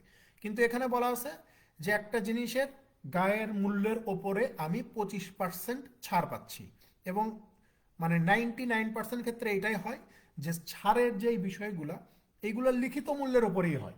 ঠিক আছে, লিখিত মূল্যের ওপরে হয়। সেখানে লিখিত মূল্য কত এটা আমাকে বের করা লাগবে। সো আমরা ধরে নিছি 100% হচ্ছে লিখিত মূল্য। ছাড় কত পাচ্ছি? এরা বলতেছে যে 25% ছাড় পাচ্ছেন। তাহলে সেলিং প্রাইস কত হবে? আপনি বলবেন যে লিখিত মূল্য থেকে ছাড় দেওয়ার পরে যেই মূল্যটা পাওয়া যায় সেটাই হচ্ছে আমার সেলিং প্রাইস। তাহলে 100 টাকার জিনিস 25 টাকা ছাড়ে আমি কত টাকায় কিনবো? 75 টাকায় কিনবো বা 75% দামে কিনবো। এই 75%-এর ভ্যালুটাই প্রশ্নে দেওয়া আছে কত? এই যে 300। তাহলে 75 সমান সমান 300 হলে 100 সমান সমান কত হবে? এই যে 300 গুণন হচ্ছে 100 ভাগ হচ্ছে 75। 25 3 বার, 25 4 বার, 3 এখানে 100 বার, 100 আর 4 গুণ দিলে এই যে 400 টাকা। তার মানে জিনিসটার যেই লিখিত মূল্য সেটা হচ্ছে আমার 400 টাকা। আসলে এখন বলাটা টাফ। ঠিক আছে, যখন টেন্ডার হবে তখন যদি জানা যায় তো বলে দিব, আর যদি না জানতে পারি তাহলে তো বলার কোনো সুযোগ নেই।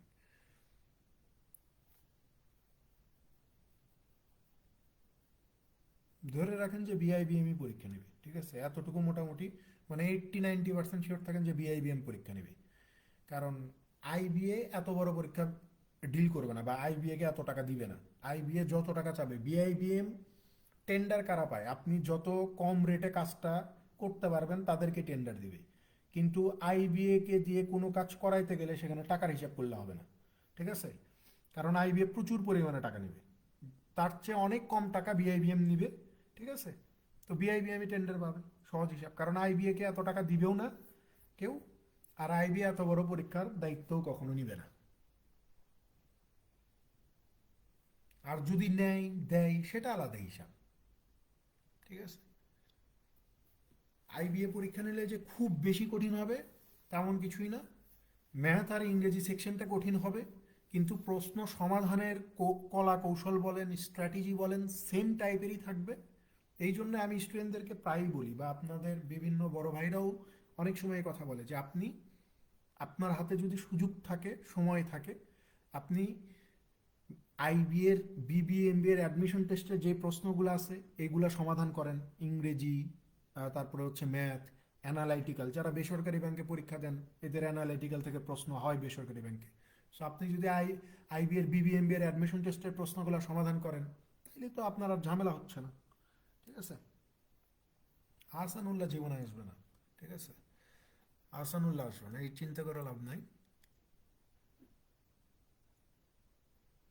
একটা প্রতিষ্ঠানের মানে বেসরকারি মানে বিশ্ববিদ্যালয় দেখে আমি এই কথা বলতেছি না, মানে চিন্তা করতে পারেন যে একটা দেশের অবস্থা কতটা শোচনীয় হইলে, এবং একটা দেশের কেন্দ্রীয় ব্যাংকে এইচআরে যারা বসে থাকে, যারা এসব হর্তাকর্তা, তাদের মাথায় কি পরিমাণ গোবর থাকলে, কি পরিমাণ গোবর থাকলে তারা রাষ্ট্রায়ত্ত ব্যাংকের মতো একটা জায়গার নিয়োগ পরীক্ষার প্রশ্নের দায়িত্ব দেয় একটা বেসরকারি ব্যাংকে।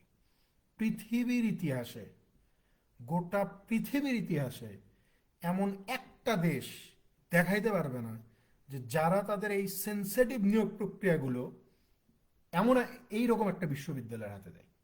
ঠিক আছে, এবং আপনারা সবাই জানেন যে কেন দিছে। ওই সময়ের গভর্নর কে ছিল, ওই গভর্নরের সাথে ওই বিশ্ববিদ্যালয়ের সম্পর্ক কি ছিল, এবং ওই বিশ্ববিদ্যালয়ে যে পরীক্ষাগুলো নিছে ওই সময় যে কত শত মানুষ শুধু প্রশ্ন আউট করে চাকরি পাইছে, মানে তার কোনো শেষ নাই। আমরা নিউজে তো দেখছি, কিছু না কিছু দেখছি। এখন নিউজে যদি 100 মানুষকে দেখাচ্ছি যে মাছের ব্যবসা করতো সেই মানুষ ব্যাংকের সিনিয়র অফিসার হয়েছে সোনালী ব্যাংকের। চিন্তা করতে পারেন মাছের ব্যবসা। আমি পেশাটাকে ছোট করতেছি না, আমি এই জন্য বললাম যে আপনি চিন্তা করতে পারেন যে তাহলে ব্যাংকিং সেক্টর কোন জায়গায় চলে গেছে। এই যে মানে লাস্ট যিনি গভর্নর ছিলেন, ও মাই গড, মানে কোনো সুস্থ স্বাভাবিক মানুষ ওনার মতো একজন ব্যক্তিকে ব্যাংকের অন্তত কেন্দ্রীয় ব্যাংকের গভর্নর করবে না। কেন্দ্রীয় ব্যাংকের গভর্নর করবে না ওনাকে। কারণ গভর্নর হওয়ার জন্য মিনিমাম যেই কোয়ালিফিকেশন লাগে ওনার ছিল না ভাই। ঠিক আছে, ওনার ছিল না এটা। আমি অনেক ছোট মুখে অনেক বড় কথা বলে ফেললাম, অনেকে অনেকভাবে নিতে পারেন, কিন্তু এইটাই সত্যি। যারা সত্যি সেন্ট্রাল ব্যাংক মানে কিভাবে কাজ করে, তার কাজ কি, এইগুলা যারা জানে, ঠিক আছে, যারা একদম সৎভাবে যারা মানে কাজ করে, তাদের কাছে শুনেন যে লাস্ট যিনি গভর্নর ছিলেন, তার আগে যিনি গভর্নর ছিলেন, বাংলাদেশ ব্যাংকে একদম শেষ করে দিয়েছে, একদম শেষ, টোটালি বাংলাদেশের মানে ব্যাংকিং সেক্টরটা পুরো ধ্বংস হয়ে গেছে, পুরো ধ্বংস, শুধুমাত্র এই 2-3 জন ব্যক্তির কারণে। শেখ হাসিনা তো হচ্ছে মেইন হোতা, ঠিক আছে, উনি ছাড়া তো আর কেউ এদেরকে নিয়োগ দেয় নাই, ওনার পরামর্শেই এদেরকে নিয়োগ দেওয়া হয়েছে, ঠিক আছে, কিন্তু এরা একদম শেষ করে দিয়ে গেছে পুরো দেশটাকে। এখন আমরা ধরেন অধৈর্য হয়ে গেছি না, এই যে জিনিসপত্রের দাম কেন কমতেছে না।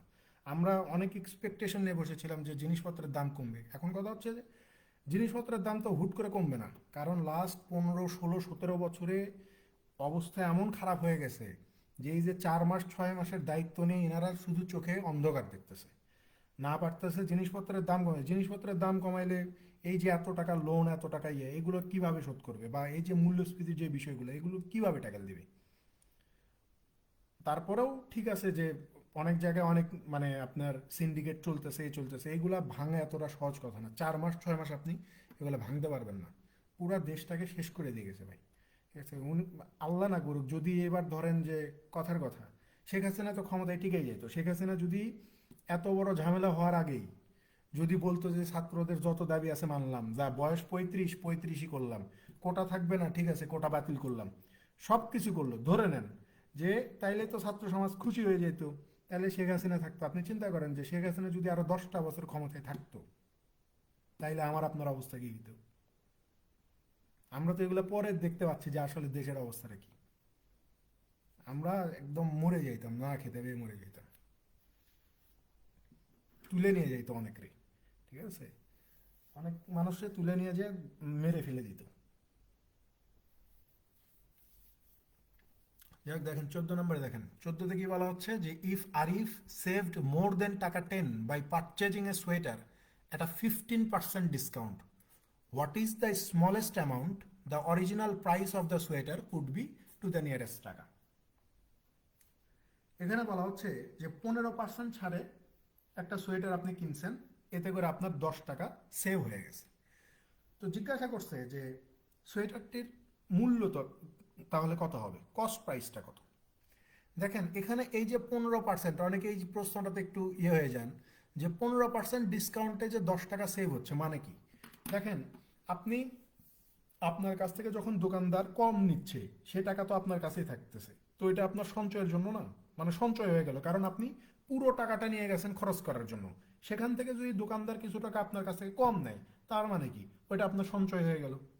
তো এখানেও তাই বলতেছে যে ভাই একটা সোয়েটার কিনতে গেছেন, দোকানদার আপনাকে 15% ডিসকাউন্ট দিছে, এই 15% ডিসকাউন্ট দেওয়ার কারণে আপনার 10 টাকা সেভ হয়েছে, তার মানে কি, মানে 10 টাকা দোকানদার কম দিছে, তাহলে এই যে 15% যে ডিসকাউন্ট পাচ্ছেন, এটা টাকার অঙ্কে কত, 10 টাকা। তো এই 15%-এর মান যদি 10 হয়, জিজ্ঞাসা করছে যে সোয়েটারের দাম কত, তো সোয়েটারের দাম কস্ট প্রাইস সবসময় কত, 100%, তাহলে 100% সমান কত হবে, এই যে 10 গুণন হচ্ছে 100 ডিভাইডেড 15, 5 2 5 3, 3 এইটার ভিতরে যাবে 33.33 বার। সো আমাকে বলছে যে নিয়ারেস্ট টাকা, তার মানে এটা হয়ে যায় 66.67, যেটাকে আমরা বলতে পারি যে 67 টাকা অ্যাপ্রক্সিমেটলি, ঠিক আছে, অ্যাপ্রক্সিমেটলি কত টাকা হবে, 67 টাকা হবে।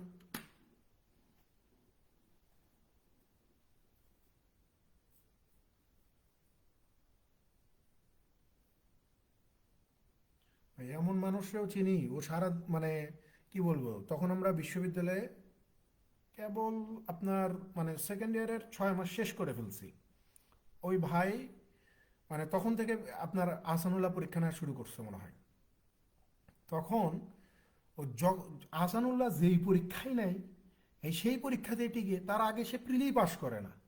আহসানুল্লাহ যেই পরীক্ষা নেয় সেইটাতেই সে টিকে, প্রিলি টিকে যাচ্ছে, দাম প্রিলি টিকতেছে।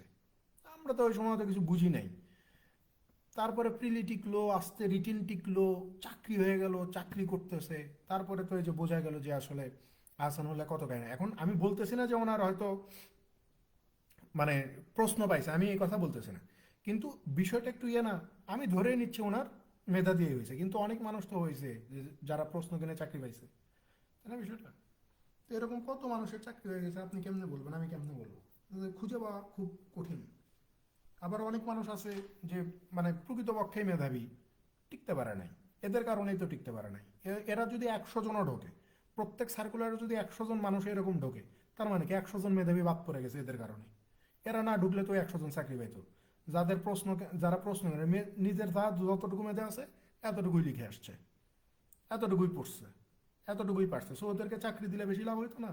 নিজের মেধা দিয়ে টিকছে, আর এরা তো প্রশ্ন কিনে টিকছে।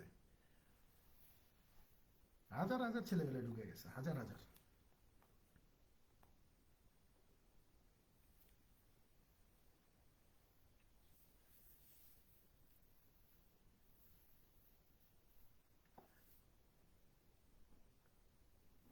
পরেরটাতে চলে যান, 15। দেখেন এটা ইয়েতে আসছিল, কি বলে, যে বাপেক্সে, বাপেক্সেও আসছিল, আবার এটা হচ্ছে আপনার আইবি এর অ্যাডমিশন টেস্টে আসছে, এমবিএতে কি বিবিএতে বোধ হয়। ঠিক আছে, মানে আইবি এর বলতে পারেন যে একটা ফেভারিট ম্যাথ এটা, এবং এটা সহজ ম্যাথ। দেখেন এখানে বলা হচ্ছে যে A dress on sale in a shop is mark at taka Z. বলতেছে যে একটা দোকানে একটা কাপড়ের দাম, একটা পোশাকের দামে লিখিত মূল্য লেখা আছে কত, জেড টাকা। During the discount sale its price is reduced by 15%। বলতেছে যে একটা ছাড়ের সময় এই জিনিসটার উপরে বা এই পোশাকটার উপরে 15% ছাড় দিছে। Stuffs R allowed A further 10% reduction on the discounted price. ওই দোকানের যারা স্টাফ আছে তাদের জন্য অতিরিক্ত আরও 10% ছাড় দেওয়া হয়। If a staff member বাইজ the dress, what will she have to pay in terms of jet. বলা হচ্ছে যে যদি একজন স্টাফ ওই পোশাকটা কেনে, তাহলে তার কত টাকা খরচ হবে, কত টাকা খরচ হবে। দেখেন আমরা এই প্রশ্নটাকে সহজভাবে সমাধান করব। এই যে আমাকে বলে দিছে যে লিখিত মূল্য কত টাকা, জেড টাকা, জেড টাকা বলে নাই। সো আমরা এই জেড ধরে হিসাব, মানে অনেকেই করতে পারবে না, ধরে নিচ্ছি যে অনেকেই করতে পারবে না, তাদের জন্য কি বলবো, যে আপনি এখানে 100 জেড ধরেন, 100 জেড ধরেন, কারণ 100 ধরে ধরে করে তো আমরা অভ্যস্ত। সো আপনি ধরে নেন যে জিনিসটার, ওই পোশাকটার লিখিত মূল্য কত টাকা, 100 জেড টাকা। এখন বলতেছে যে এই যে একটা ছাড় চলতেছিল যেখানে 15% আমরা ডিসকাউন্ট দিচ্ছি, তাহলে এই 100 টাকার ওপরে আপনি কত ডিসকাউন্ট দিচ্ছেন, 15%। তো 100 টাকায় যদি 15 টাকা ডিসকাউন্ট দেন, তাহলে জিনিসটা কত টাকাতে কিনতে পারতেছে, এই যে বলবেন যে ভাইয়া 85 জেড টাকায় কিনতে পারতেছে। তো বলতেছে যে ওই দোকানে যারা চাকরি করে, স্টাফ যারা আছে, তাদের জন্য অতিরিক্ত আরও 10% ডিসকাউন্ট রাখা হয়েছে। অর্থাৎ এই 85-র উপরে আপনি আরও 10% ডিসকাউন্ট পাচ্ছেন। তো 85-10% কত, 85-10% হচ্ছে 8.5। তো 85 টাকার জিনিস যদি 8.5 টাকা কমে পান, তার মানে কত টাকায় পাচ্ছেন, 76 টাকা 65 পয়সাতে আপনি কিনতে পারতেছেন। তো আমাদেরকে জিজ্ঞাসা করছে যে একজন স্টাফ যদি ওই পোশাকটা কেনে, তাহলে সে কত টাকা পে করবে। তো আমরা দেখতে পাচ্ছি যে 100 টাকার জিনিস একবার 15% এবং একবার 10% ছাড়ের পরে আলটিমেট ওই জিনিসটার প্রাইস কত আসতেছে, 76.5 আসতেছে।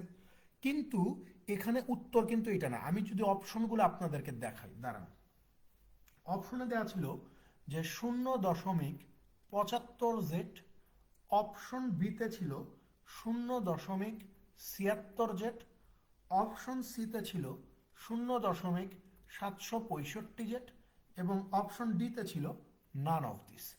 তাহলে আপনি বলবেন যে ভাই উত্তর যেটা বের করলাম সেটা তো নাই। এখন কেন নাই আমি বলি, এবং আপনাকে এখানে কি করতে হবে সেটা বলতেছি।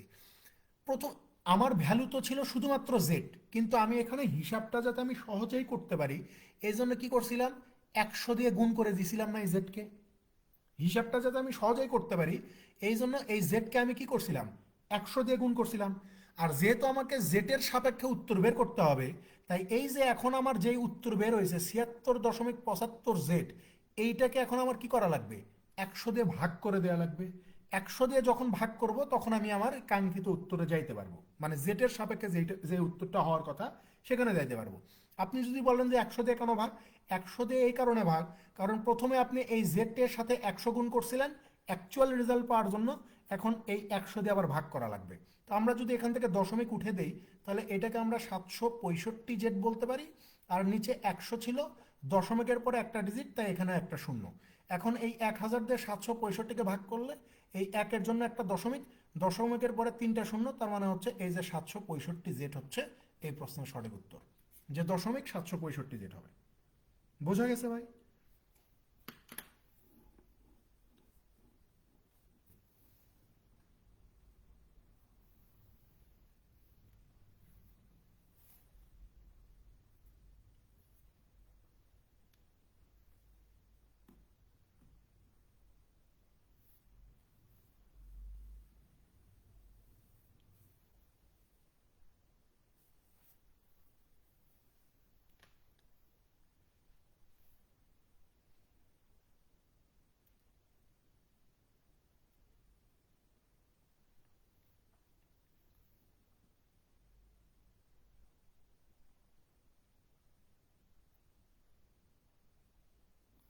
পরেরটাতে চলে যান, 16 নম্বর।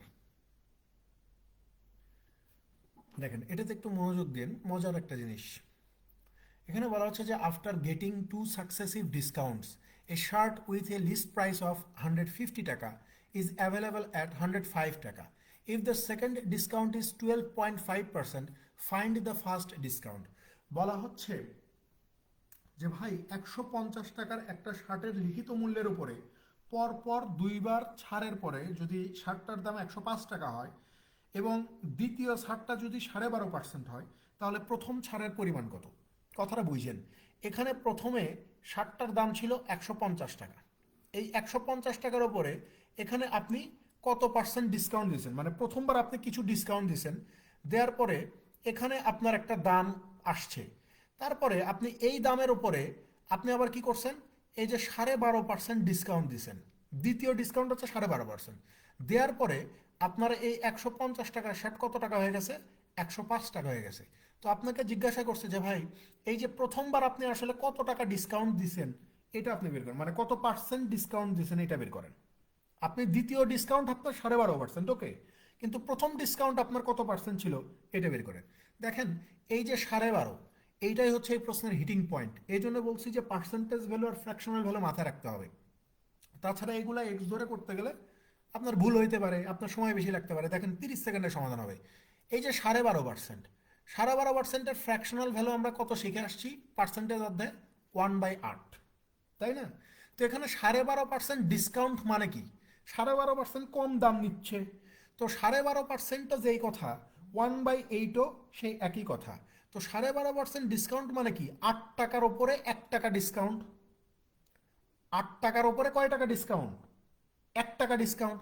তাহলে আমি যদি বিষয়টাকে এইভাবে বলি যে এখানে প্রথমবার ডিসকাউন্টের পরে এখানে আমার জিনিসটার দাম ধরেই নিচ্ছি 8 টাকা ছিল, এখন এই 8 টাকার ওপরে আমি 1 টাকা কি পাচ্ছি?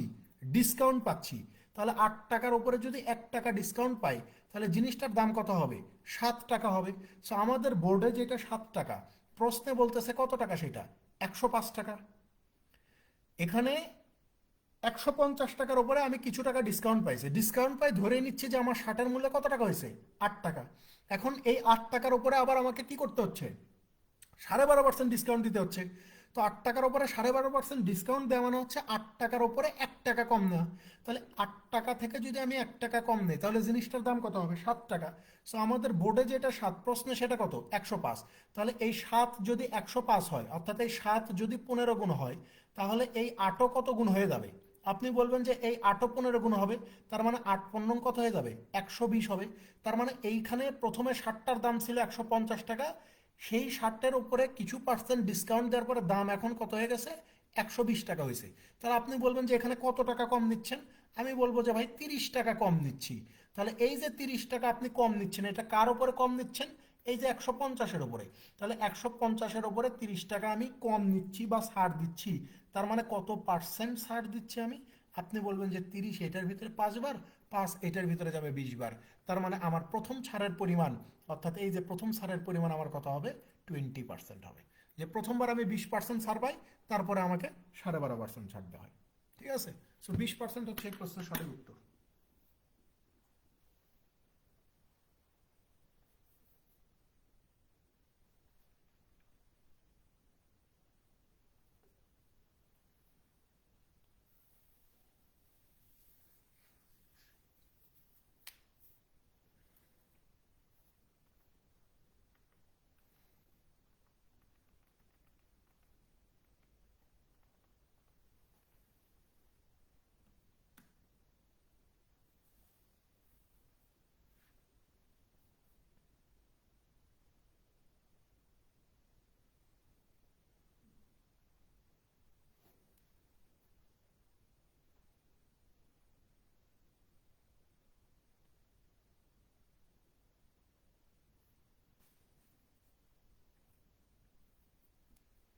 পরেরটাতে চলে যান, 17 নম্বর।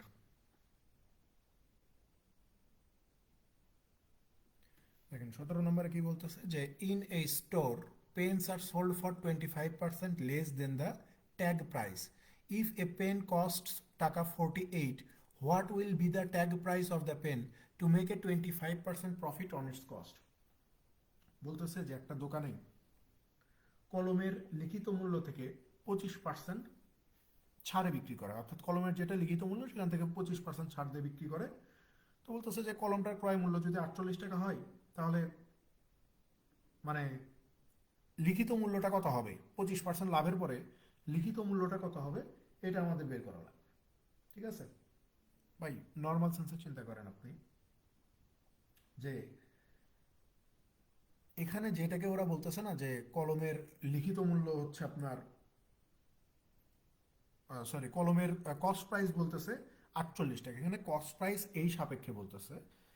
ধরেন যে আপনি একটা জিনিস কিনতে গেছেন, ধরেন যে আমি দোকানে জিনিসটা কিনতে গেছি, ওই কলমটা কিনতে গেছি, তাহলে আমি জিনিসটা যখন 48 টাকাতে কিনতেছি, এই 48 টাকা কিন্তু আমার কাছে কি হয়ে যাচ্ছে, কস্ট প্রাইস হচ্ছে না, কারণ আমি জিনিসটা 48 টাকাতে যখন কিনতেছি আমার কাছে ওইটা কস্ট প্রাইস, কিন্তু যেই দোকানদার আমার কাছে বিক্রি করতেছে ওর কাছে কিন্তু এটা কস্ট প্রাইস না, ওর কাছে কিন্তু এটা সেলিং প্রাইস। এই জিনিসটা বুঝতে হবে। আমি যখন 48 টাকা দিয়ে জিনিসটা দোকান থেকে কিনে নিয়ে আসতেছি, আমার কাছে 48 কস্ট প্রাইস হইতে পারে, কিন্তু দোকানদারের কাছে কিন্তু এটা সেলিং প্রাইস। তো এখানে বলা হচ্ছে যে 25% লাভ হবে দোকানদারের, লাভ হবে। ঠিক আছে, আমি যদি বলি যে ভাই জিনিসটার কস্ট প্রাইস একদম ধরে নেন যে কস্ট প্রাইস হচ্ছে 100 টাকা, মানে দোকানদারের কস্ট প্রাইস 100 টাকা, দোকানদারের কস্ট প্রাইস 100 টাকা, আর 25% যেহেতু লাভ করবে, তাহলে দোকানদারের সেলিং প্রাইস কত হবে, 125 টাকা হবে। ঠিক আছে, কথা বুঝছেন, এখানে যে কস্ট প্রাইস 100 ধরছি এটা মানে কিন্তু 48 না, এটা হচ্ছে দোকানদারের কস্ট প্রাইস 100 টাকা, আর আমার কস্ট প্রাইস হচ্ছে এই যে 8, মানে দোকানদারের কস্ট প্রাইস হচ্ছে 100 টাকা, কিন্তু আমার কস্ট প্রাইস কত টাকা, বোর্ডে 125 টাকা, আর প্রশ্ন হচ্ছে 148 টাকা। তাহলে আমি বলতেই পারি যে ভাই, না না আমি ভুল বললাম মনে হয়, আমি ভুল বলতেছি।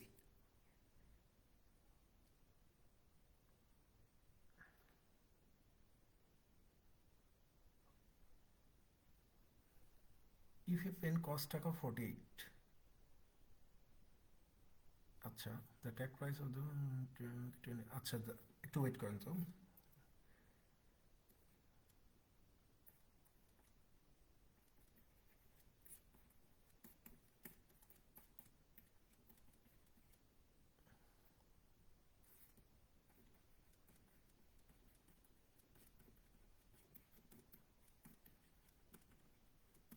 ঠিক আছে, বুঝতে পারছি, আসেন আমি ভুল বলতেছি।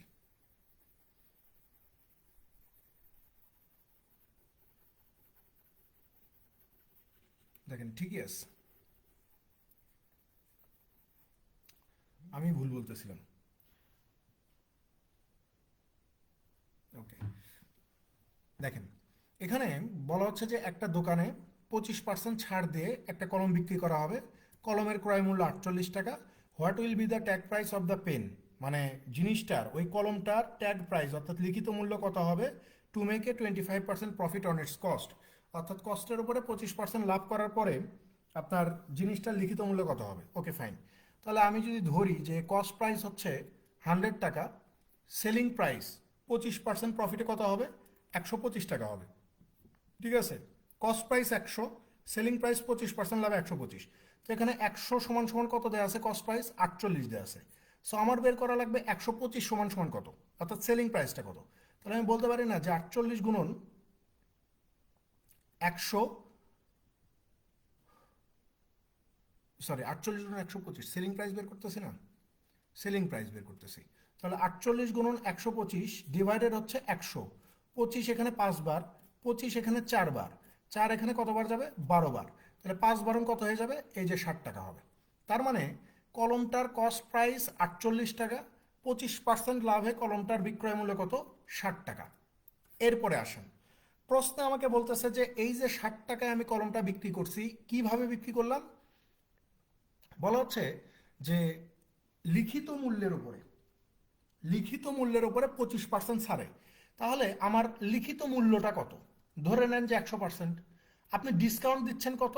এই যে 25% ডিসকাউন্ট দিচ্ছেন। তাহলে লিখিত মূল্য থেকে ডিসকাউন্ট পাওয়ার পর আমরা কি পাবো? সেলিং প্রাইস পাবো। তো সেলিং প্রাইস কত হবে? এই যে 75% হবে। এখন আপনি খেয়াল করেন তো ভাই, যে এখানে আপনার সেলিং প্রাইস যেটা 75%, এখানে আমরা সেলিং প্রাইস কত বের করে রাখছি? 60 টাকা বের করে রাখছি না? তাহলে আমি বলতেই পারি যে 75%-এর মান যদি 60 হয়, তাহলে আমাকে জিজ্ঞাসা করছে যে what will be the tag price, অর্থাৎ লিখিত মূল্য কত, অর্থাৎ এই 100% কত এটা বের করেন। তাহলে এই যে 60 গুণন হচ্ছে 100 ডিভাইডেড হচ্ছে 75, 25 3 বার, 25 4 বার, 3 এখানে যাবে 20 বার, তাহলে 4 20-এ কত হয়ে যাবে? 80 টাকা হয়ে যাবে। এই 80 টাকা হচ্ছে এই কলমটার লিখিত মূল্য বা ট্যাগ প্রাইস, যেটাই বলি না কেন, 80 টাকা। বুঝতে পারছেন ভাই? এটা বিষয়টা কি বোঝা গেছে? এখানে বলা হচ্ছে যে একটা জিনিসের মানে কলমের ক্রয় মূল্য 48 টাকা, এটা আপনার 25% ছাড় দেওয়া হয়েছে লিখিত মূল্য থেকে। আমার কাছে জানতে চাইছে যে 25% লাভ করার পরে ওই জিনিসটার লিখিত মূল্য কত হবে।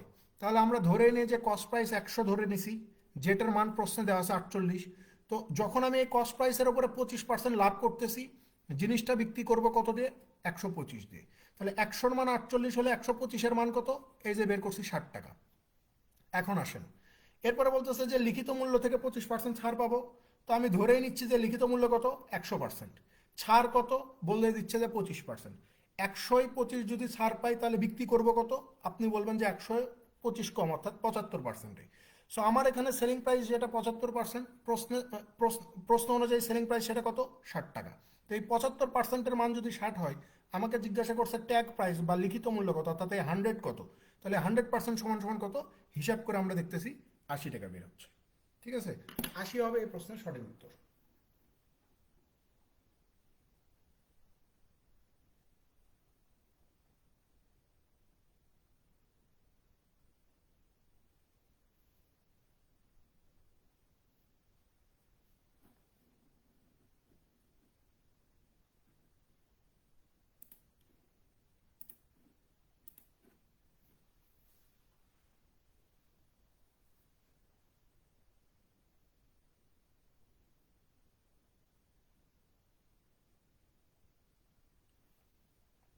পরেরটাতে আসুন, 18 নম্বর।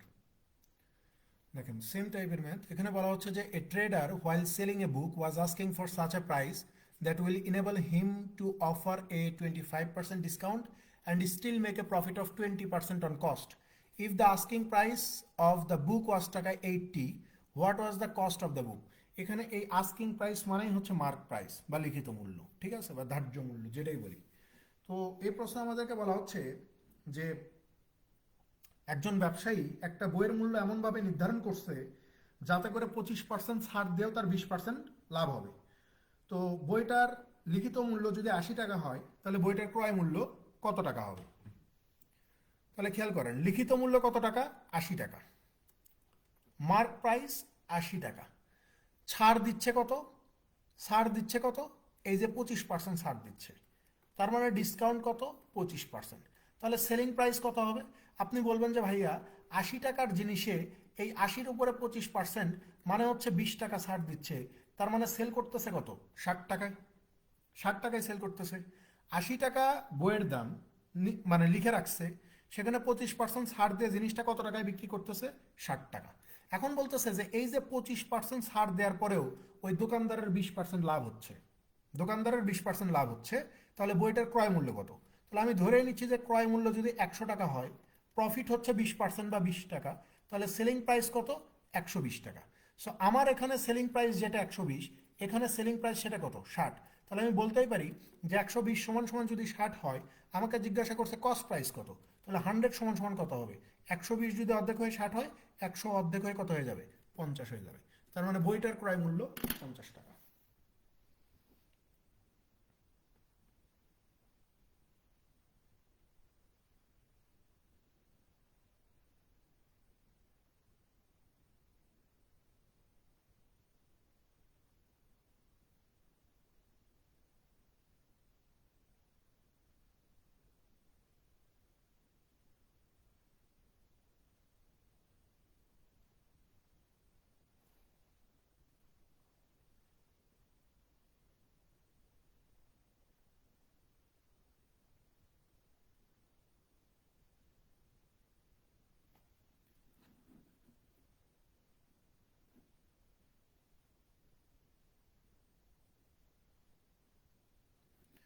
প্রথম পার্টে বলা হচ্ছে যে একটা বইয়ের লিখিত মূল্য বোঝেন তো, গায়ের মূল্য।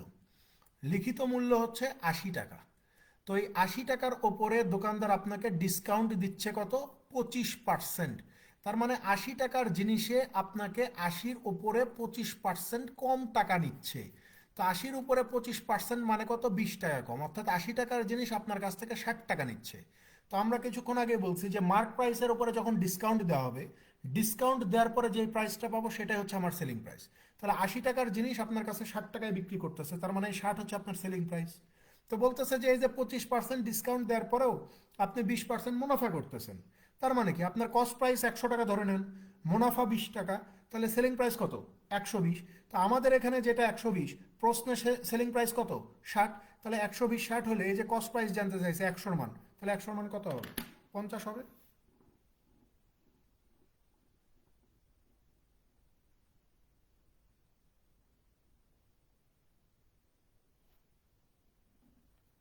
পরেরটাতে আসেন, 19 নম্বর।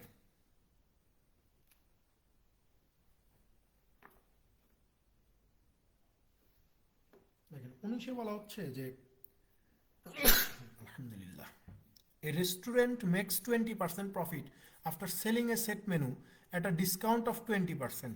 What is the percentage increase of market price? এখানে বলা হচ্ছে যে একটা রেস্টুরেন্টে কোনো একটা মেনুতে 20% ছাড় দেওয়ার পরেও 20% লাভ হচ্ছে।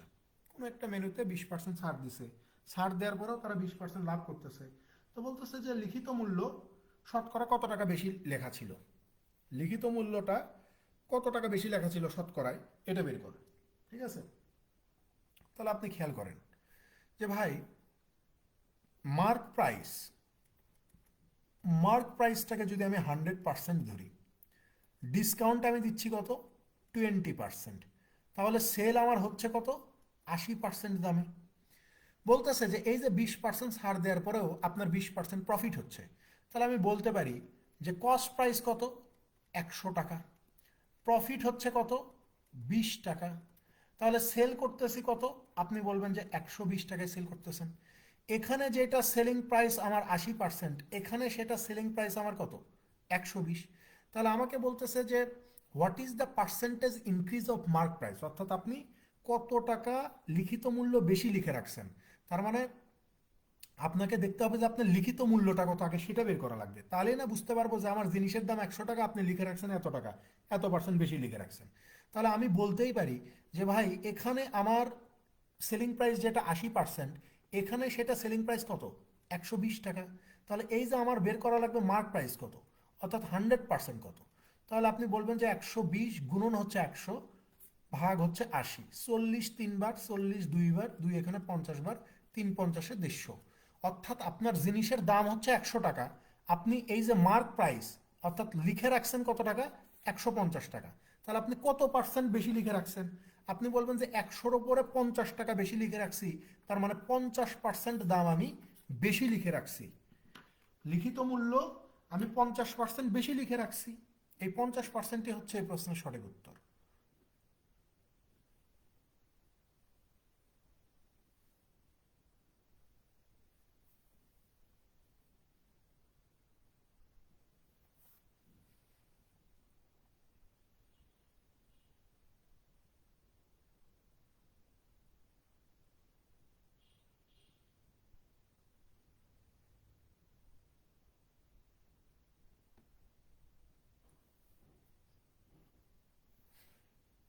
লাস্ট ম্যাচ দেখেন আজকের, 20 নম্বর।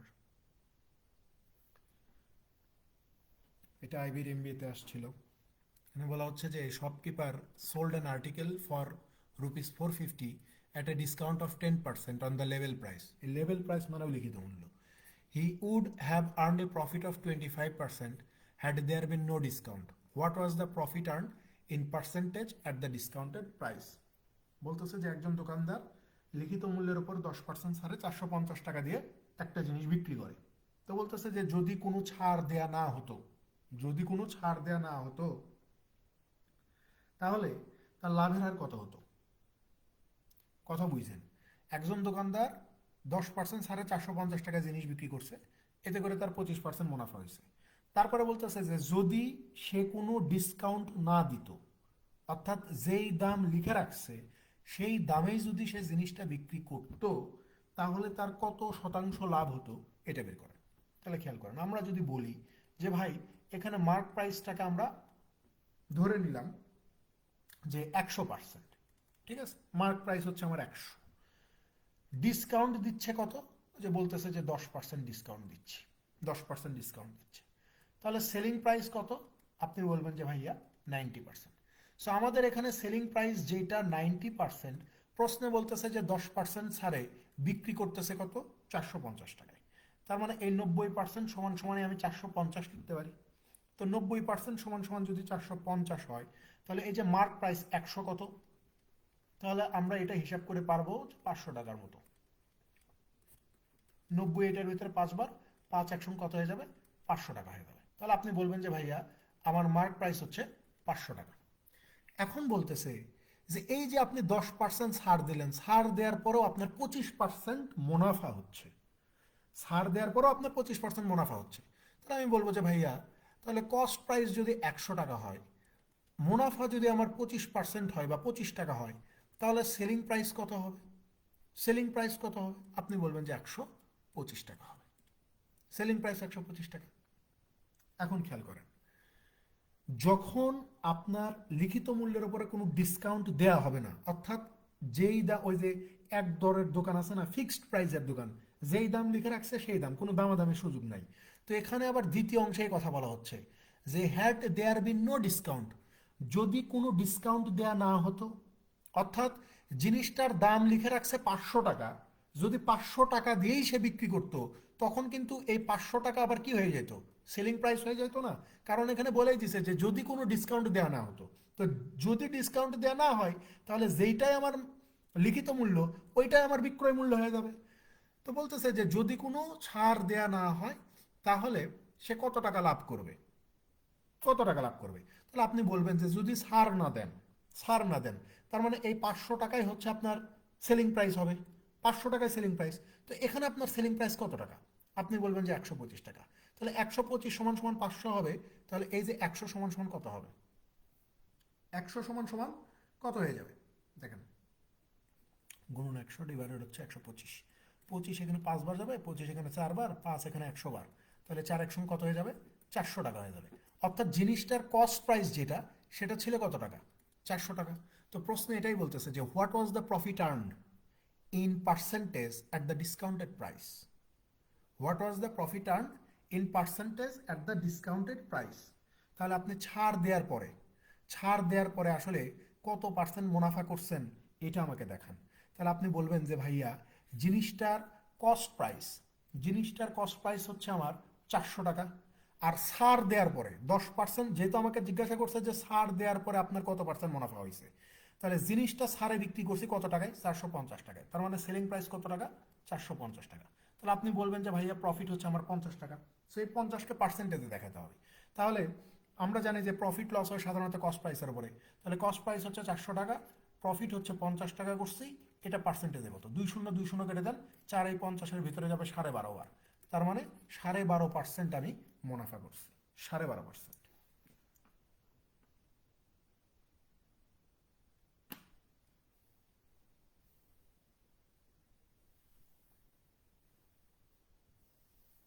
বোঝা গেছে ভাই, বুঝতে পারছেন?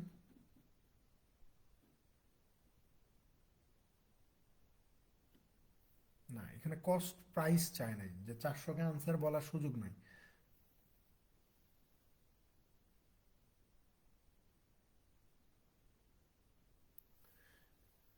কনফিউজ লাগে, তার মানে হচ্ছে মানে প্রপার প্র্যাকটিস নাই, ওই টাইপের ম্যাথ বেশি প্র্যাকটিস করতে হবে। কখনো এটা তো মানে এটার কোনো আলাদা সাইন নাই যে কখন কোনটাকে পার্সেন্টেজ ধরবো কোনটাকে টাকায় ধরবো, প্রশ্নের সিচুয়েশন অনুযায়ী ওইটা ধরতে হয়, যে আমার আগে কোনটা বের করতে হবে, আমাকে কি মার্ক প্রাইসটাই বের করতে হবে নাকি কস্ট প্রাইসটা বের করতে হবে, মানে আগে দেখতে হবে যে প্রশ্নের সিচুয়েশন কি। কনফিউজড হওয়ার সুযোগ নাই। এখানে আমরা কস্ট প্রাইসকে টাকা ধরছি, মার্ক প্রাইসকে পার্সেন্টেজ ধরছি, কারণ আপনাকে বুঝতে হবে যে এখানে আমার গুরুত্বপূর্ণ কোনটা, আমাকে কোনটা বের করতে হবে। এখানে জিজ্ঞাসা করছে যে what is the percentage increased of mark price, তার মানে কি মার্ক প্রাইস আমি কত বেশি লিখে রাখছি, তার মানে এখানে আমার গুরুত্বপূর্ণ হচ্ছে মার্ক প্রাইস বের করা, মার্ক প্রাইস বের করা। সেই জন্য এটা আমি পার্সেন্টেজে ধরবো যে 100% হচ্ছে মার্ক প্রাইস, 20% ডিসকাউন্ট, সেলিং হচ্ছে 80, আর 20% ডিসকাউন্ট দেওয়ার পর আমার লাভ হচ্ছে 20 টাকা বা 20% লাভ হচ্ছে, তার মানে কস্ট প্রাইস 100 যদি ধরি, 100 টাকা ধরলে প্রফিট 20 টাকা, তাহলে সেলিং প্রাইস কত হবে? 120 টাকা হবে। প্রচুর প্র্যাকটিস করতে হবে, এগুলো ধরার কোনো ইয়ে নাই, ঠিক আছে, কোনো সাইন নাই, এগুলো নিজের বুদ্ধি বিবেক খাটাই ধরতে হবে, না হলে এক্স ধরে করেন।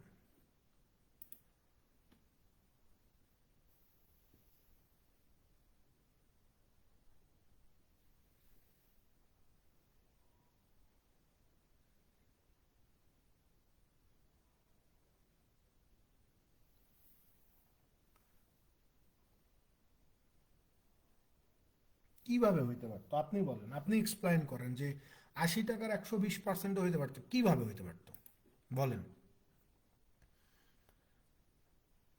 80 টাকার 120% হইতে পারতো মানে কি, মানে কিভাবে হইতে পারতো বলেন সেটা, যে এইভাবে হইতে পারতো।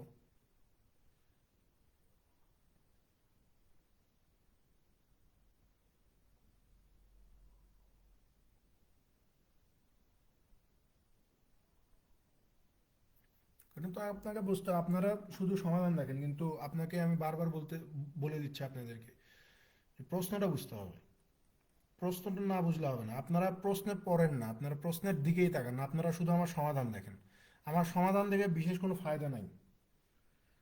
এই সমাধান আমি করছি, আরেকজনের কাছে গেলে আরেকজন আরেকভাবে করবে, আপনি আরেকভাবে করবেন। বুঝতে হবে এই দেড় লাইনের এই জিনিস, এই দেড় লাইনের জিনিস বুঝতে হবে, সমাধান না বুঝলেও হবে। আপনি আপনার কাছে যেটা এখন সমস্যা হচ্ছে যে আমি কেন কস্ট প্রাইসকে 100% ধরলাম না, আমি কস্ট প্রাইসকে 100, দেখেন পার্সেন্টেজ আমি বারবার বলতেছি, পার্সেন্টেজ আমি তখনই ধরবো, পার্সেন্টেজ তখনই আমি এটাকে পার্সেন্টেজ ধরবো, আমাকে দেখতে হবে যে আসলে আমার কোনটা বের করা অতীব জরুরি এবং কোনটা ধরলে আমার সহজ হবে। আপনি যদি চিন্তা করেন যে এখানে এইটাকে 100 ধরবেন, এটাকে 20% ধরবেন, এটাকে 120 ধরবেন, তাহলে তো আপনার আগে এই কস্ট প্রাইসটা বের হবে, কিন্তু আমার তো এখানে কস্ট প্রাইসের দরকার নাই। আপনি যদি কস্ট প্রাইসকে 100% ধরেন, এটাকে যদি 100 টাকা ধরেন, এটাকে 20 টাকা, এটাকে 80 টাকা, তাহলে তো আপনি কস্ট প্রাইস বের করলেন, কিন্তু এখানে তো আমার কস্ট প্রাইসের দরকার নাই। এখানে কি কস্ট প্রাইসের দরকার? কস্ট প্রাইস তো আমি তো বলেই দিছি যে কস্ট প্রাইস অলওয়েজ 100, আমার দরকার হচ্ছে মার্ক প্রাইস। তো এটাকে আমি যদি পার্সেন্টেজ ধরি তাহলে এটা হবে নিহাত বোকামি, যে আমার তো এটা বের করার দরকারই নেই, এটা আমার লাগবেই না কস্ট প্রাইস, কারণ কস্ট প্রাইস অলওয়েজ 100। আমি মার্ক প্রাইস বের করে জাস্ট এই যে মার্ক প্রাইস আমার বেড়েছে 150 টাকা, তাহলে আমার কস্ট প্রাইস কত? Cost price always 100। তাহলে আমি প্রফিট করছি কত টাকা এখানে? এই যে 50 টাকা প্রফিট করছি, বা 50 টাকা বেশি লিখে রাখছি, কস্ট প্রাইসের চেয়েও আমি 50 টাকা বেশি লিখে রাখছি মার্ক প্রাইসে। সো দেখতে হবে যে আমার কোনটা বের করা জরুরি, কোনটা বের করতে হবে, সেটাকে পার্সেন্টেজ ধরবো, আর বাদ বাকি সবগুলোকে টাকা ধরবো।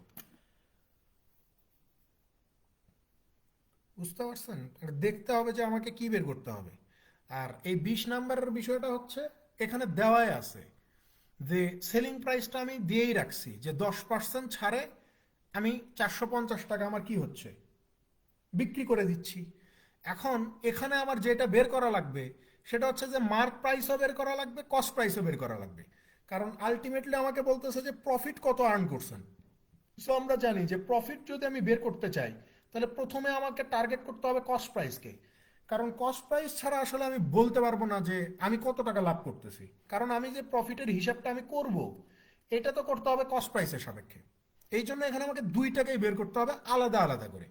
যেহেতু এই ভ্যালুগুলো আমার দেওয়া আছে, এটা আমি ইজিলি বের করতে পারি যে 10% সাড়ে 450 হলে তাহলে মার্ক প্রাইস হচ্ছে 500 টাকা, এবং এই রিলেটেড আবার শর্তও দিয়ে রাখছে যে যদি ছাড় না দিত, অর্থাৎ 500 টাকায় বিক্রি করতো, তাহলে 25% মুনাফা হইতো, 25% মুনাফা হইতো।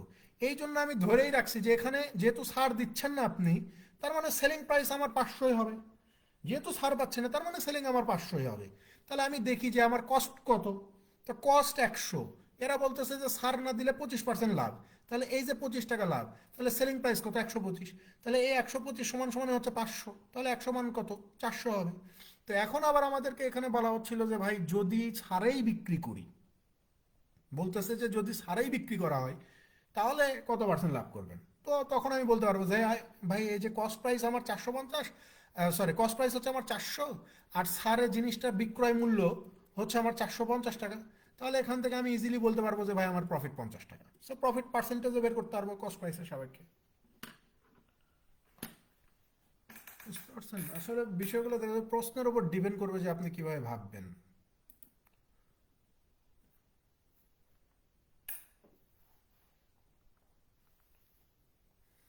যাই হোক, আপনাদের নেক্সট ক্লাস হবে শনিবার, তাই না? আজকে আজকে বুধবার গেল না, কালকে আমাদের একটা ক্লাস মিস গেছে।